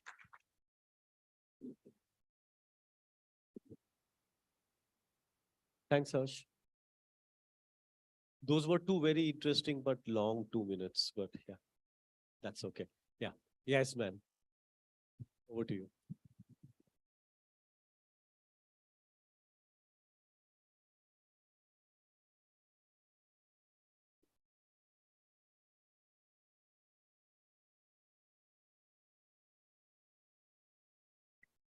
Good evening, everyone. Am I audible? Am I visible? The reason I'm asking this is because this is the bandwidth issue. Right now we've come out of pandemic, but I must tell you that 100% of the trainings that I've been doing for the last 1.5 to 2 years have been online. So it's wonderful to see everyone in this room. And I'm the last person standing between you and getting out of this room also. So I must also tell you, I'm reminded of my previous time of, getting trained during my early days of being a Dale Carnegie trainer. And one of our master trainers said that your training should be so effective that you should let the sleeping people sleep. Okay. And if I can be even more effective and lull you into a deep sleep. This is, of course, in jest, but definitely what he was trying to say was that as a trainer, you must be a good human being. So I don't intend waking up the people who are sleeping or people who want to go to sleep, but I will take some moments of your time before I let you go. And the topic that we have for today, of course, is revisiting L&D pedagogies for future workforce. But before I go that, one of the things I did was to look at a topic that I thought was interesting. And I'm going to ask you all if it is interesting enough. Leveraging the Medici effect between technology and human behavior. Do you think the topic is interesting? I don't hear it. Okay. If it is interesting, then probably half the job done. But before I go ahead, have you all heard about the concept called the Medici effect? Okay. So it's probably a very old concept, but in case you've not heard about it, it was a book which was written by, in 2004, in fact, by Franz Johnson. And he wrote this book titled as the Medici effect. Now, why Medici effect? Actually, I don't want to get into too much details about it, but it refers to the Medici family that was there in Florence and, based on that. But it's quite interesting. So let me take a couple of seconds. What this family did was that they were proponents of people coming into Florence from various different fields, art, culture, different backgrounds. And what happened was surprisingly that when these people met together, when their paths crossed, suddenly there was innovation. there was insights that were generated. So the Medici effect actually says that great insights and innovation happens when two unrelated fields cross together. So at that path of that juncture. So in my topic, I'm going to actually look at what is the insights that we can get when technology and human behavior cross the paths. But a little more on how this author describes the Medici effect is a very interesting example of, a particular building in Harare in Zimbabwe. Now, I don't know how many of you know, but the day temperatures in Harare can actually go about 88 degrees and the night temperatures are about 58 degrees. Pretty hot place, right? So there was an architect called Mark Pierce who was asked to design a commercial project. And the task given to him was that it should be very low on energy costs. So design something which is very different. Fortunately, Mark also had a passion in ecology. And what he did was he studied the stream of ecology, and actually had grown up in South Africa, done his architecture in London. So he had the modern world, but he had grown up in that country. So he understood that country very well. And what he studied was this. Anybody recognizes what that is? On the left-hand side, anthill. Those are the termite molds. So those are basically mud molds made by termites. And what he discovered was that the termites, the way they make these molds, they have a very unique way of keeping it cool at a constant temperature throughout the day, irrespective of what is the day temperature in the city or during the day. So that's how he created this building, commercial building, using the principles of how the termites build their, the mud mold. So that's about that. But what did he achieve? He achieved 90% reduction, can you believe, in energy costs by making that building according to the termite mold. So that is what we are talking when we talk about Medici effect, but that's not what we're here for. We are here for technology in learning and development. And, we've all seen this aspect of that. I don't know how many of the students here are familiar with something like this. I definitely was. I've used it. Does anybody know what that equipment is? You're not a student. You're a student of life, but I'm talking about the students who are probably in the first and second year. You may not have even seen this apparatus. It was called the overhead projector. Not overhead, it is just because, it's using the lens, which is overhead, and you actually use a plastic sheet called as transparency to actually present your case. Okay, so that's what, yes, all of us probably, the oldies, have used and gone. And what we've seen ahead is the carousel-based slide projector. Anybody remembers? Right? Move to the laser slide projector. That was the biggest technology innovation that probably came in. And now let's fast forward. We're already talking about AI, AR, VR in L&D itself, right? But before I go to that, what I want to highlight to you is that when we talk about the response to new technology, what is really the response to new technology of people? All these were the transitions of technology that happened. But do people love new technology? Do you think so? They love? Not everyone. In fact, there's been a research which has been done different researches which have been done over approximately about 100 years. And there has been a consistent result which says that the result looks something like this. Either this or this, which says that 70% of the people, if they are forced to adapt to new technology, they resist that change. They're very comfortable in the cozy way of doing things the way they were. Okay. And if that is the response to new technology, how do you think we should go ahead? And in fact, one of the concepts that we talk about is when we talk about the response to new technology, all of us sitting here in this room have got mental drawbridges in our mind. You know that?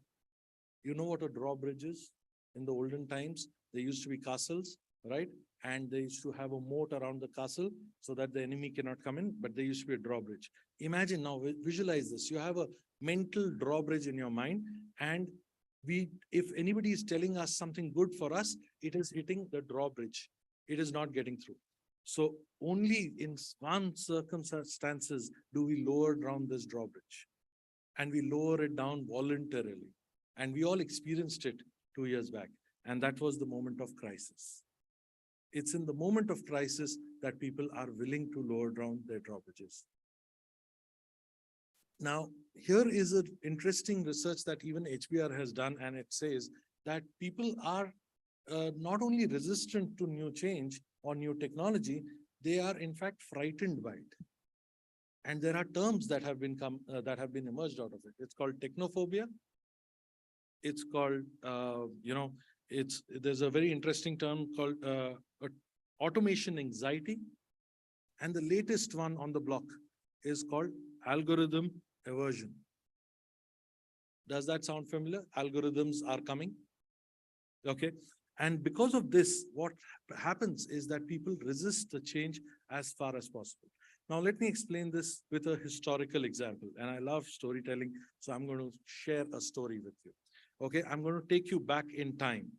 And I'm sharing with you a historical example. Once we understand this, you will be able to see that even through that historical example, we can then use this philosophy, the model that we can use in our current times. And I'm going to talk to you about the elevator. Right, the elevator. Elevator was invented in the year 1850. New knowledge I'm giving you, right?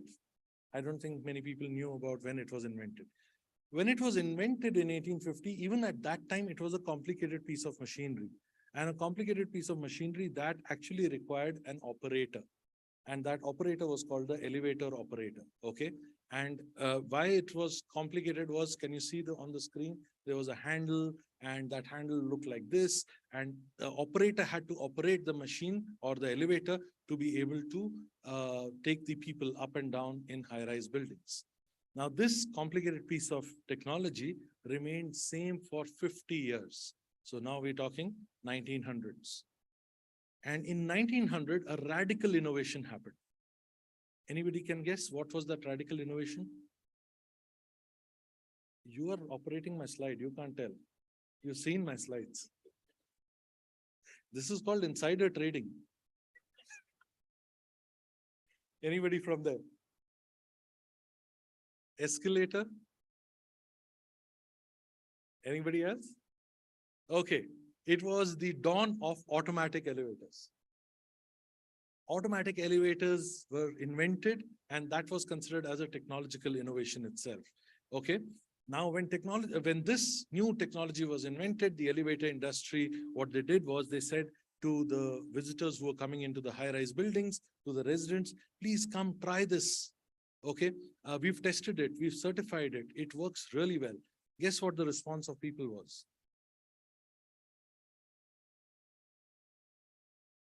What was the response of? They didn't give such technical answers.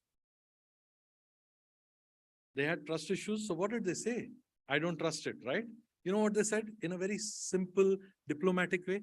No, I want to take the stairs today. Okay. So irrespective of how much the elevator industry tried to convince them, it didn't gel well. And who was the customer for the elevator industry? It was the high-rise buildings. The high-rise buildings looked at this consumer research, okay, said, you have a brilliant product, we can see it, but the fact is that the consumer, the user, is not willing to use it. So we don't need it. Sorry, thank you very much. And the automatic elevator was sent into deep freeze into a warehouse. Okay. And it remained like that for next 45 years till a crisis happened. And what was that crisis? But before I go to that crisis, this is how New York looked in 1945. This is an aerial view of New York, high-rise buildings, and this is the crisis that happened. 5,500 elevator operators went on strike for 2 months straight. And when they went on strike, there was mayhem, there was lot of protests. People were on the roads.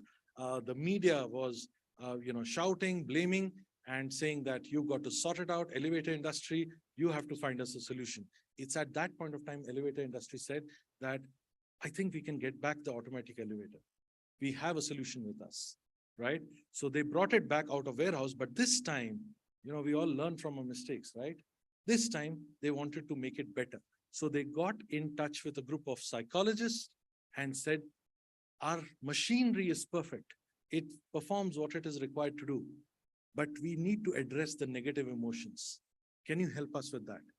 And the researchers then got down to it and came up with 6 new, thank you, 6 new features. Now I'm going to make all of you the economists or the psychologists of 1945, right?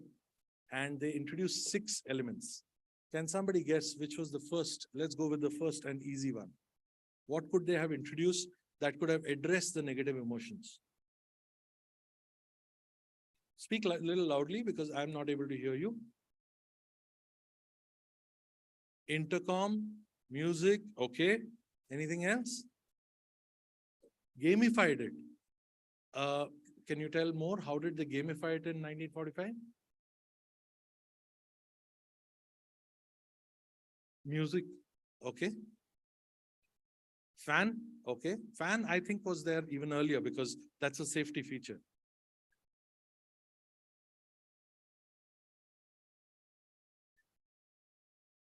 Okay.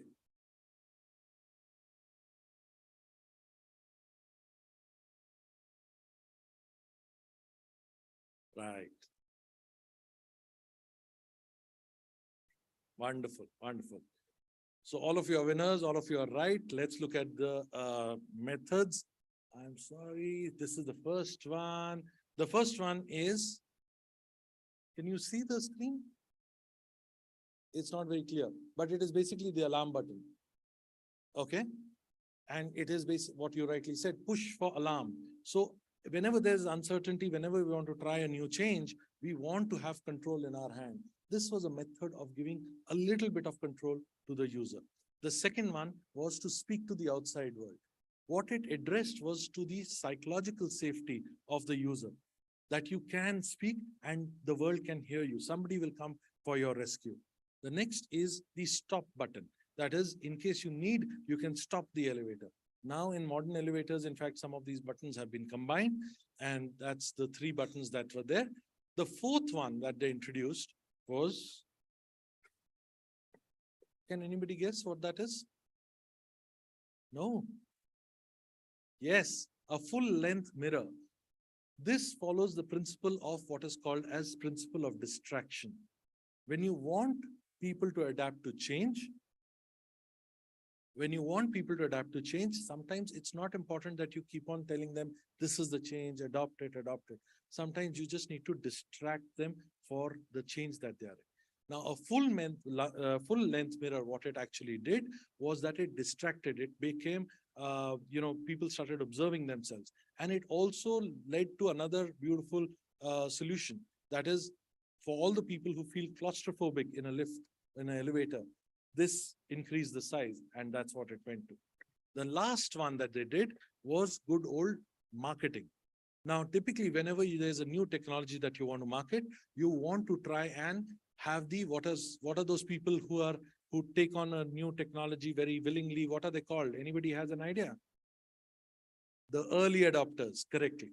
So normally the early adopters are people who are very savvy with technology, who are risk-taking. But in this case, if you can see the advertisement that they put up, they use grandmothers and little children. And what they typically were saying was, if your grandmother can use it, if your toddler can use it, why can't you? Why are you not using it? So again, a principle of, talking and saying, this is how you should do. The last one, like somebody said, it's the soothing music. And by the way, it was labeled as the elevator music. This was introduced, and this also leads to the principle of distraction.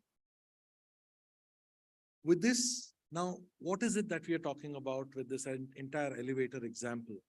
I'm now talking, closing it with some of the reflections that we'd like to have for ourselves. The question that all of us as L&D professionals need to ask ourselves is that, do I have an automatic elevator? What do we mean by that? Because if you look at the automatic elevator, in rational speak, with our rational mind, it was serving the purpose, right? It had all the benefits. It could move faster. It could scale, right? It could move more people.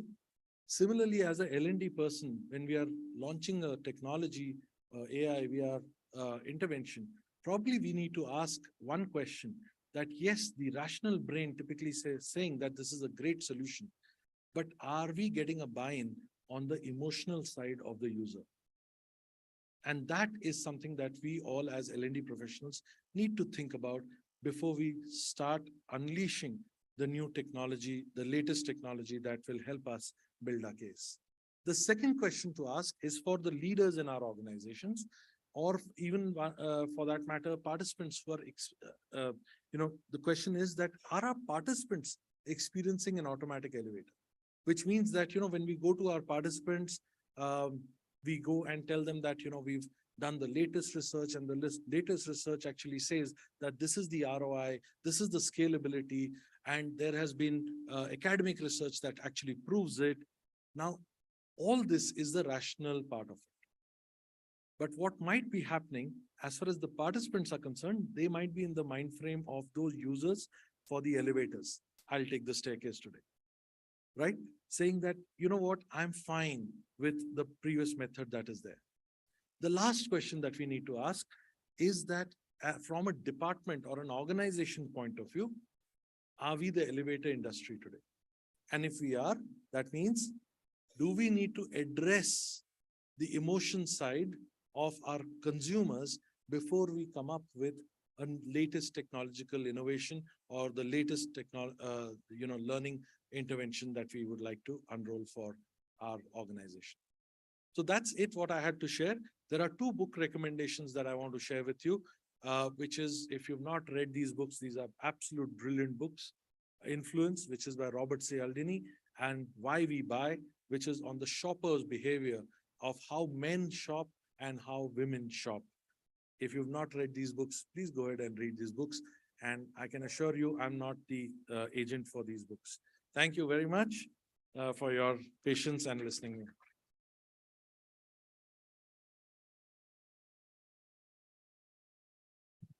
Thanks, mate.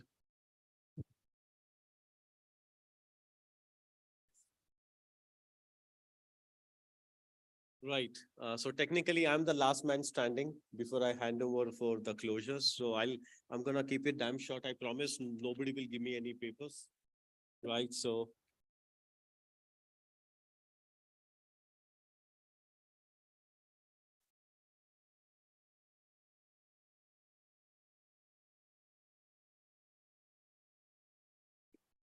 Right. A quick question, simple one, just show of hands so that I know you are still with us. Simple. Have you tried AR, VR outside or other stuff which is being shown out there? How many of you tried it out? Viju sir, you did try it out, right? So, sir, show of hands, please. Yeah, thank you very much. Right. Makes my life easier. So I'm just gonna summarize few things because you have experienced lot of things out already. So I had that advantage. So I'll keep it short here. So we go ahead. Right. So when we talk about doing something innovative, right, we need to understand the need. I think everybody has been speaking about it, that there has to be a need and a need has to be met, right? So for me here, it is all about the employees growing or the students growing. Then it's about their learning. Then it's about they want to explore more. They want to do something more than their job. We have been speaking about it the whole day. And obviously, yes, repeat. Like we say, eat, sleep, and repeat, right? But we are from L&D, right? Why are we only talking about employees and colleagues? Because the same applies even for our L&D content and our L&D technology. We can't make something and keep it there for years, right? We can't make the same PPT pack and show it and assume it's going to work for 5 years, right? Things are changing. People we are working with are changing. So we need to change our content. We need to look at how do we deliver. So that's one point we need to remember. We should always keep in mind. Right. Enough has been spoken about it. So so in a way, I could predict the future of what all you'll be talking about. And I promise you, I made this slide as of yesterday night, right? But I could use prediction, right? So it's all about hybrid workplace. There was a track out here on what after pandemic. So hybrid means people would be online, people would be offline, and we need to find something which will work for both, right? So one size will not fit all.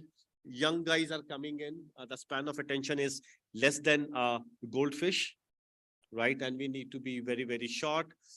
It's all about upskilling and reskilling. You pay people money, but young people won't stay with you unless you help them upskill and reskill. Culture is being revisited, right? You have different type of people, and people working in hybrid, they need to work in a different way. And the last one, very important, mental well-being. One of my experience in this pandemic has been the realization that people have different needs to learn. They have different ways to learn. Putting them in a classroom may not make everybody comfortable. Putting everybody online may not make everybody comfortable. So there has to be a mix and match, and that's where technologies can play a major role. Right. So how do we do it? Can we put up the light so that it can be seen clearly? Right. So there was one speaker who said me and we, right? Right. I'm saying the same thing in a different way, which is standardized, personalized, which basically means for the organization, you have a standardized content, but you make it work such a way for the employees that they feel that they are choosing what they want, right? So they get to choose, but you have given them everything. So it's a pull, it's not a push, right? There, what you have as a content matters. Bit size matters. You try to put a 2-hour video or a 3-hour module, people will not see it. You need to break it up, right? It has to be inquiry based, right? Ignite thinking. People have spoken about social learning. So I put it up out here. People know, there are people who know more than you in L&D. Invite them to give their content. Make it blended. As per me, blended is in for a long time to come, right? Gamification. There are different definitions of gamification. For me, it's simple. Make it interesting, right? And what will work for you for 1 year will not work for second year. You need to keep on innovating. It has to be on demand. Youngster become active, all of you behind who are now sleepy.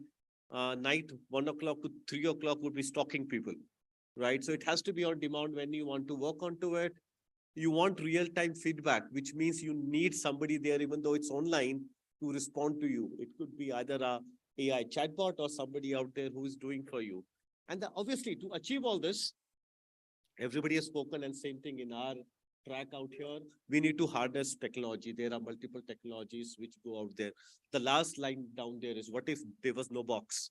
The time has come where we need to innovate without thinking if there are any boxes, right? So for me, it's all about individualized learning. It's as if employees should think, wow, they made this for me. Damn no. But we want them to feel that it's made for me. Now, how do we achieve it? Right. It's all about content. Again, let me tell you, no matter how fancy technology we have, if it's a crap content, is going nowhere. So the focus has to be on content. And as Harsh has said, in the end, it's all about ROI, right? It's all about what you're able to extract from it. Second, data matters. Trust me, AI, I'm into analytics. AI analytics is nothing if you don't have right data. So focus on getting the data right. Last one is, look at the cost. How much is your company willing to pay? And then innovate accordingly. Otherwise, it gets too expensive. Now, once you start doing this, you start bringing in other blocks. So what I'm saying is build up a block. Real-time feedback.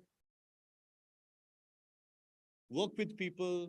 Bring in bit size. Bring in inquiry base. Make it customizable. You have the base. Now you can do whatever you want. Right. Now, when you want to make it more fancy, bring in analytics. Look at behavior, look at what people are doing, look at what people want.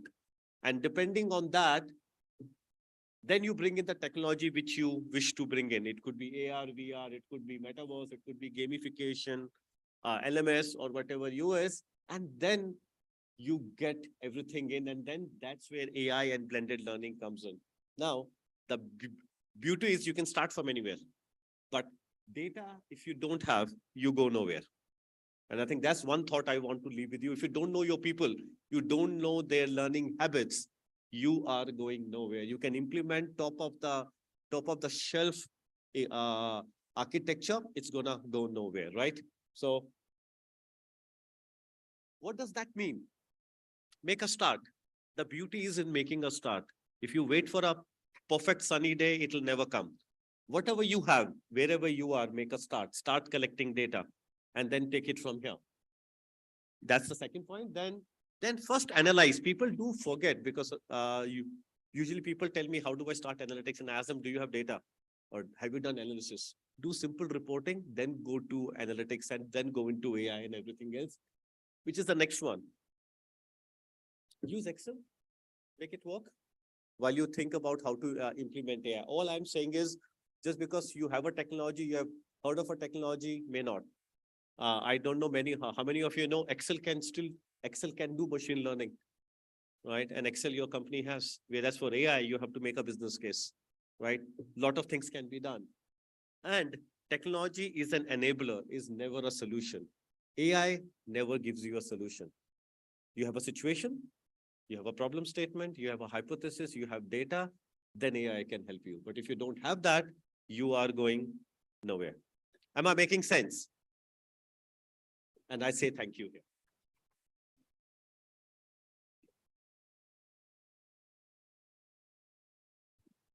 So I thought, let me be the first one to finish off before the allocated time, right? So I can go home smiling. So that's what I did. Right. Aman bhai, do we have time for a question or no? And I need to just say one thing. In case you're wondering, we were supposed to be 4 of us. One of the speaker has fallen sick, right? So we hope she gets well soon, and which also means we saved you 20 minutes. You know. Yeah. Right. Aman bhai, I think we'll hand it over so we can have it to the closure, right? Yeah, is that okay?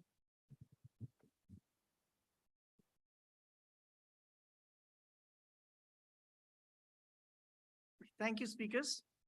May I please call upon Dr. G. Gopal Krishnan on the stage for felicitations.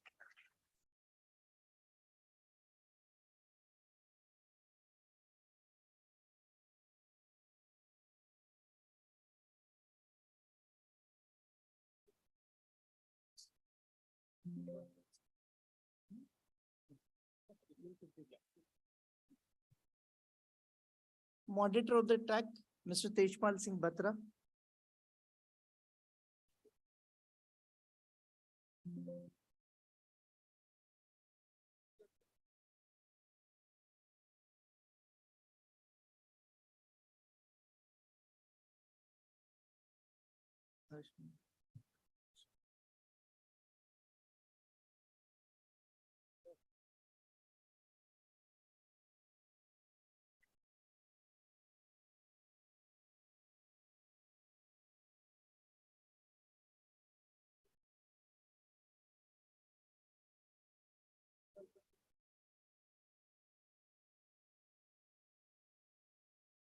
First speaker of the track, Mr. Harsh Monga.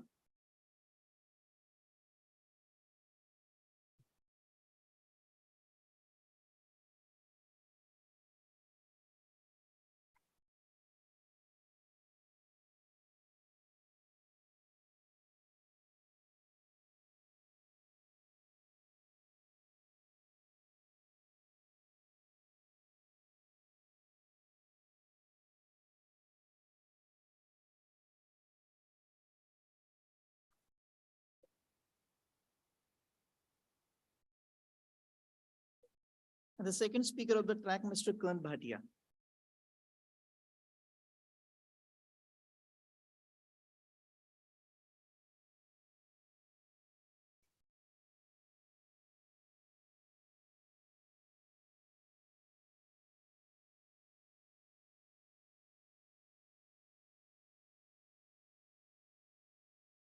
Thank you, Doctor. Thank you, speakers.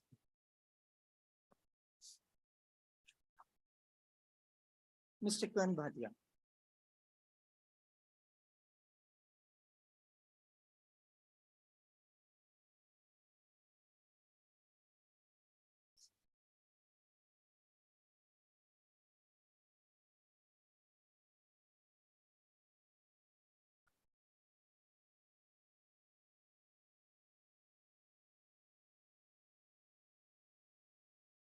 Thank you, Dr. Gopalakrishnan. Thank you, speakers.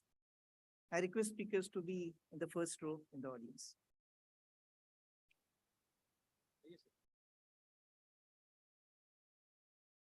It's the time for the valedictory. For the same, I would request Mr. Anand Khote to be on the stage. Mr. Anand Khote is National President's nominee board member of NHRD and a past president of NHRD Pune chapter. Welcome, sir.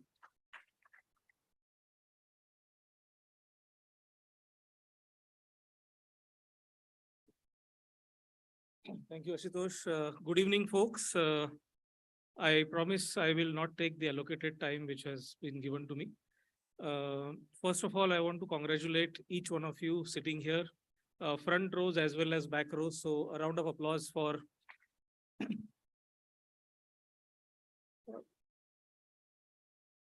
your dedication and commitment towards learning. It's not easy.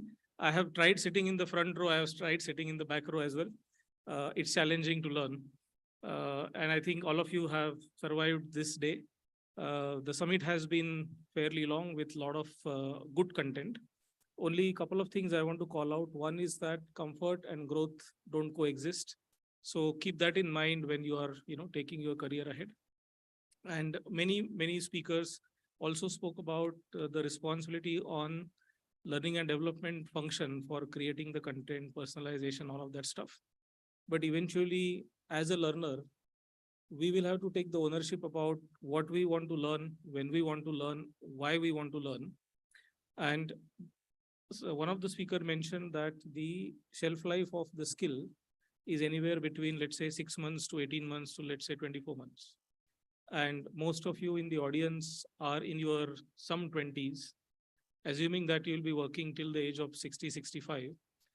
The number of transitions you will go through are immense, and that also creates an opportunity for you to reinvent yourself by way of newer learning avenues. So with that, I wish you well. NHRDN team and Balaji team has curated this amazing content for you.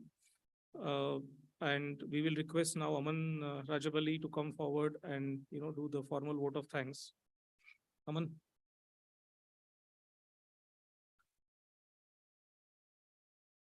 Yeah, before that, I request Nalin to please come on the stage to felicitate Anand sir.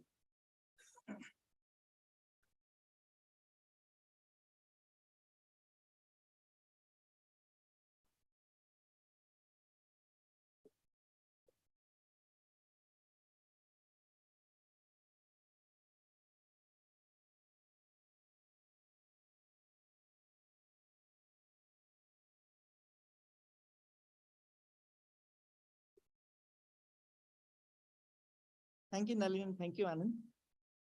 This 7th Summit L&D was supported by Summit Curators, Kadare Food Products Limited, Quantum SSO Consultant, and Som Dadarkar Academy. For final appreciation, let me call upon Mr. Aman on the stage.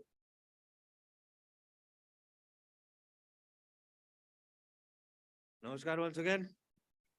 मैंने तो कहा था मैं नहीं आऊंगा, but आपने देखा दो लोगों ने मुझे बुलाया, तो I have to come. हम तो ठहरे गुलाम. I don't know, as in the morning I was overwhelmed and I'm still overwhelmed. शब्दों का तो मैं पता नहीं क्या करूं.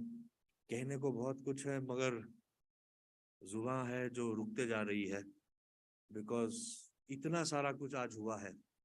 And so much of support, so much of learning, richness that was there is mind-blowing. And हमारे जो speakers हैं, again, hats off, thank you so much.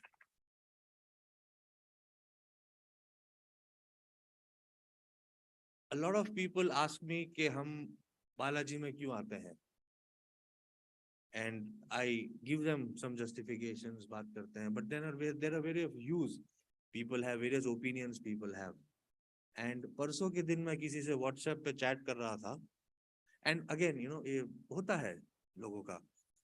Finally, I wrote, I am the president of this chapter. I know what I'm doing and what I'm doing is right. Conversation ends.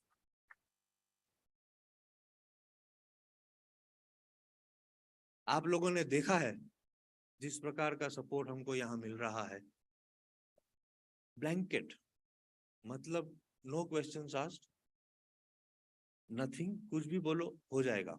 रात को हमने 11-12 बजे भी बात की है, सुबह उठ के 7 बजे भी बात करते भैया ये करना है। Look at the enthusiasm, the energy that is there in the entire institute, and you know, as I had mentioned that a simple act of kindness creates immense ripples, और ये हो रहा है यहाँ। So again, thank you so much on behalf of my entire HR and HRD team, Shri Balaji university की team को मेरा प्रणाम।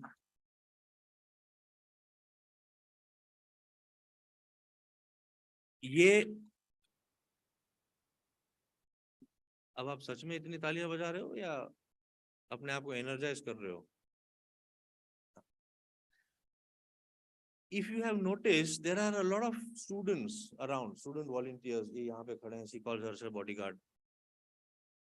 But you know, jokes apart, this event would not have been possible with the support, with the enthusiasm, and with the involvement of the students.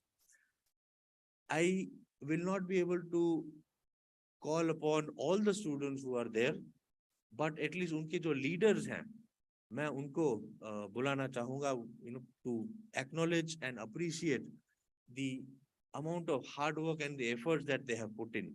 अगर वो लोग यहाँ हैं तो आप प्लीज जरा आइए यहाँ पे। विराज खांडेलवाल, यश शिंदे,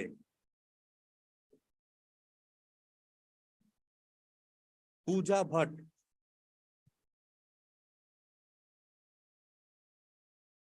हर्षिका मंडल,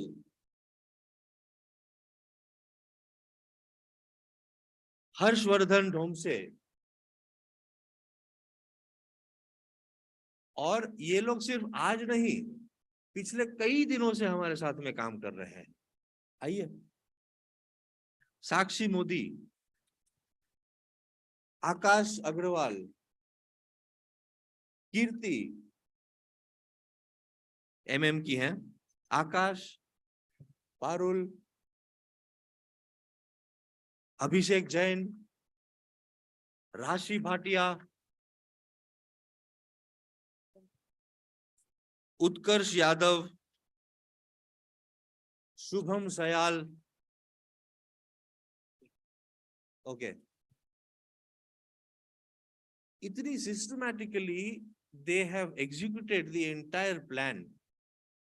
This shows कि यार ये सच में मैनेजमेंट स्टूडेंट्स है, और यहाँ पे इनको जो नॉलेज मिल रही है ना, it is making them pure leaders. Okay? ये मेरा फोन भी मेरी तरह स्लो है। हाँ, मयूरी को आप यहाँ आ जाओ। ये इन लोगों के लिए ना, मैं इन लोगों ने प्रूव कर चुका है। तो ये इनके दूसरे फौजी हैं, 2 पंक्तियां आप लोगों के लिए कहूंगा, and you please share this with all your other volunteers. कोई नामुमकिन सी बात मुमकिन करके दिखा, जो आप लोगों ने किया है। रुको ना जरा। कोई नामुमकिन सी बात मुमकिन करके दिखा। Shut up. खुद पहचान लेगा जमाना तुमको, तू भीड़ में भी अलग चल के तो दिखा। एंड these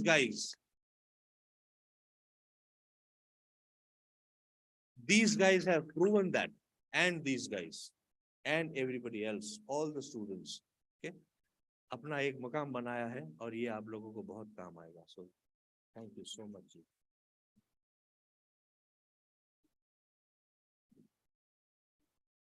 Now, एक अगर माइक मिल जाए।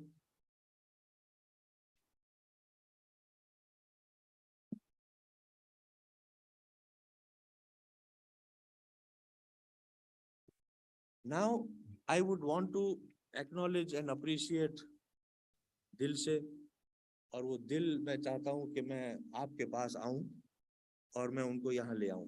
I would want to escort my other team members and everybody. So I'm coming down, and I would want to start with. धन्यवाद. Let me start from here.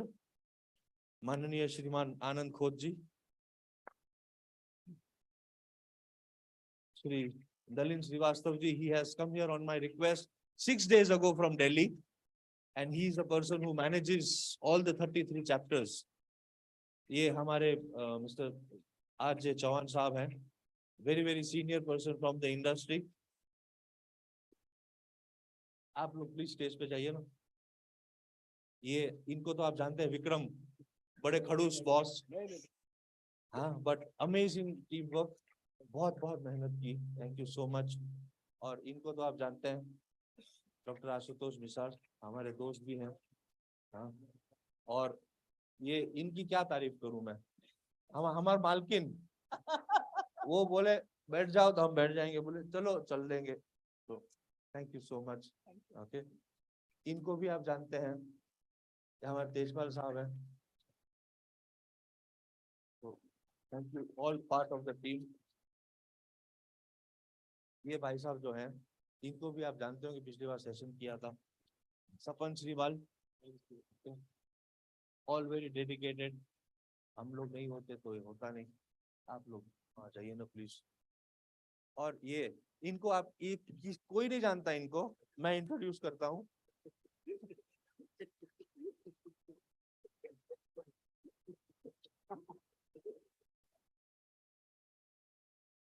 इनके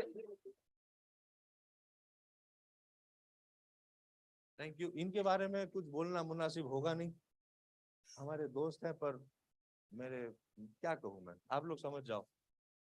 thank you so much. और ये हमारे जीजी साहब,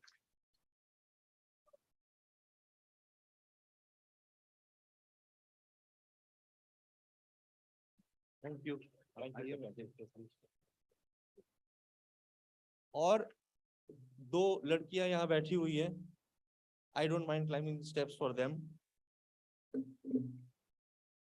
Shravani and Nikita. The social media posts that you see, the flyers be designed by her, postings, emails happen by Shravani. Thank you. Chaliye. And there's one more girl, I'm unable to see her, Shreya. अरे कहाँ तुम गायब हो जाती हो?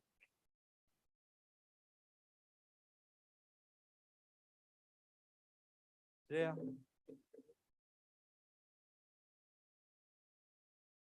Thank you. और अभी मैं जहाँ जा रहा हूँ, इससे भी 3 गुनी सीढ़ियां होगी तो मैं चढ़ जाऊंगा. ये धनंजय भाई हैं,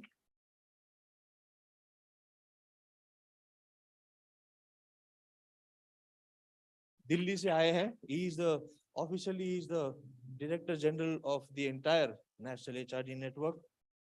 और हमारे दोस्त हैं, हमारे भाई हैं, हमारे सपोर्टर हैं, हमारे गाइड हैं.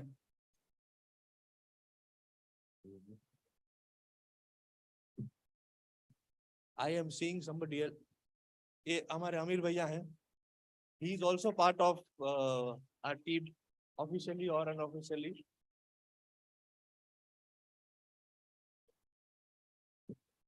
There's one more lady I'm seeing. Oh, sorry, one more gent I'm seeing. Sorry, एक और है. ये हमारे संदीप भाई हैं.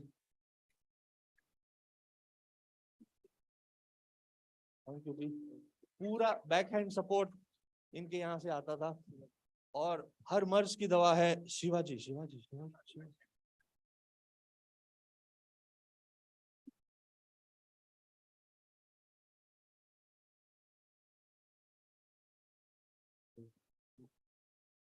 एंड ना हमारे पूना के नहीं है, पर हमारे बाजू में रहते हैं, बम्बई से आए हैं. She manages the Mumbai chapter. और ऐसे देख रहे हैं जैसे उनको पता नहीं मैं किसके बारे में बात कर रहा हूँ. ये प्रतिमा मैडम है.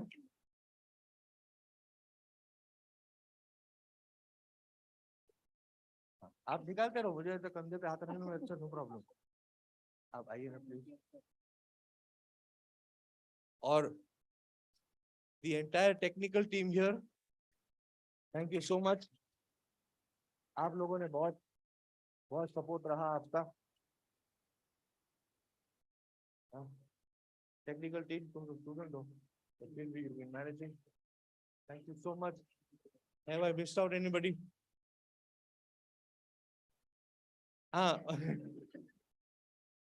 Audience, thank you so much. मैं जरा ऊपर जाता हूँ. ऊपर मतलब स्टेज पे जाता हूँ.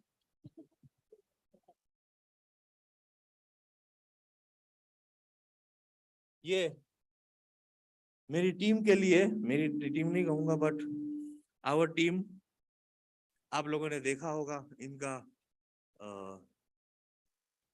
डिमीनर, ठहर सके जो लबों पे हमारे हंसी के अलावा है मजाल किसकी, तो हमेशा हंसते रहते हैं, अच्छा काम होता है, इसलिए हमेशा मुस्कुराते रहिए. There are some girls who were laughing at me outside.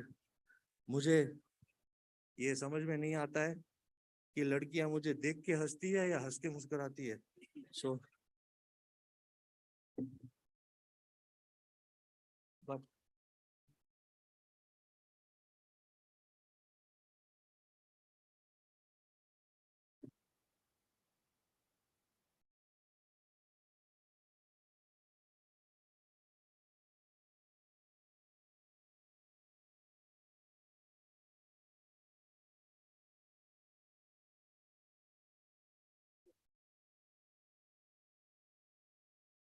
Yes.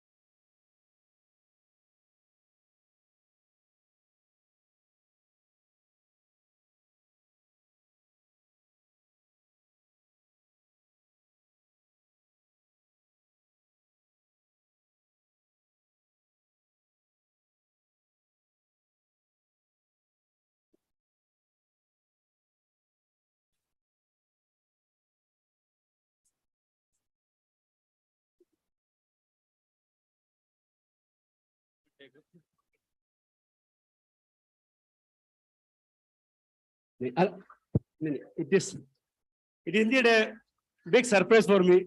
Hey, Josh, तुम भी आ जाना.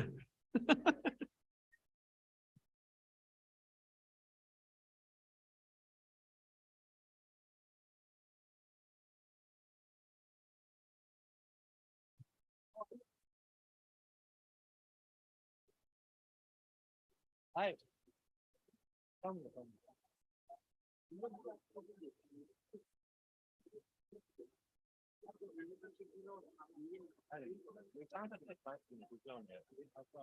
सेलिब्रेशन का मौका है.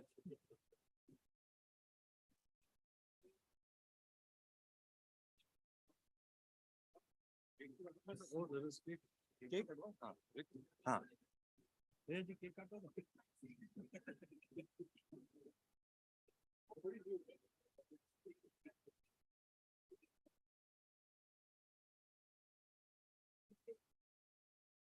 कोई दूसरे के बर्थडे है क्या एक ग्रुप में? कोई स्टूडेंट्स? Tomorrow, yesterday? आ जाओ जल्दी आ जाओ, भाग के आ जाओ, टाइम नहीं है. ओके.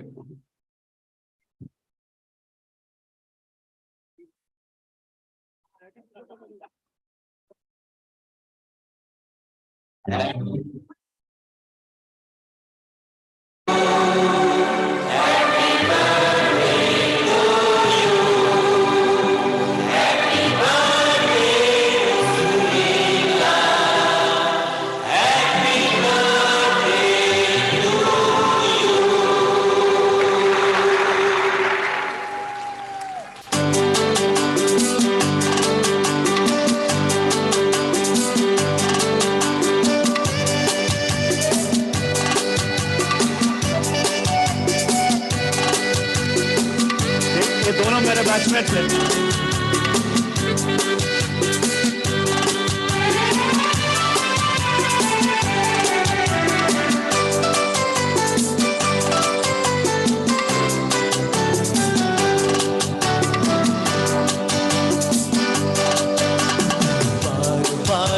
दिन ये आए, बार बार दिल ये गाए, बार बार दिन ये आए, बार बार दिल ये गाए, तू जिए हजारों साल ये मेरी है यार तू। Happy birthday to you, happy birthday to you, happy birthday to Sunita, happy birthday to you. बार बार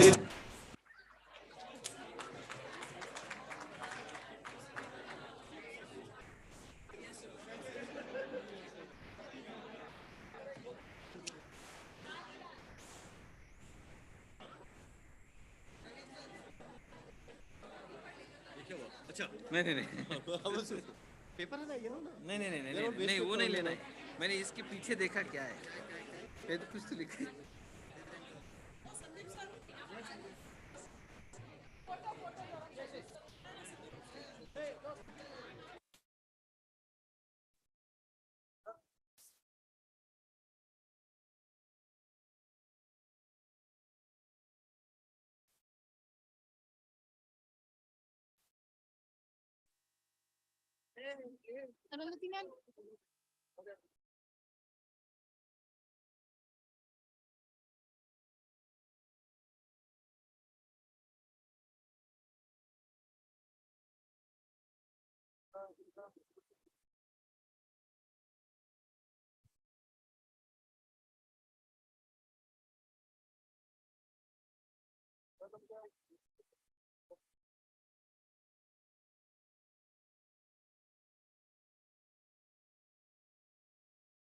वो भी चाहिए ना फिर।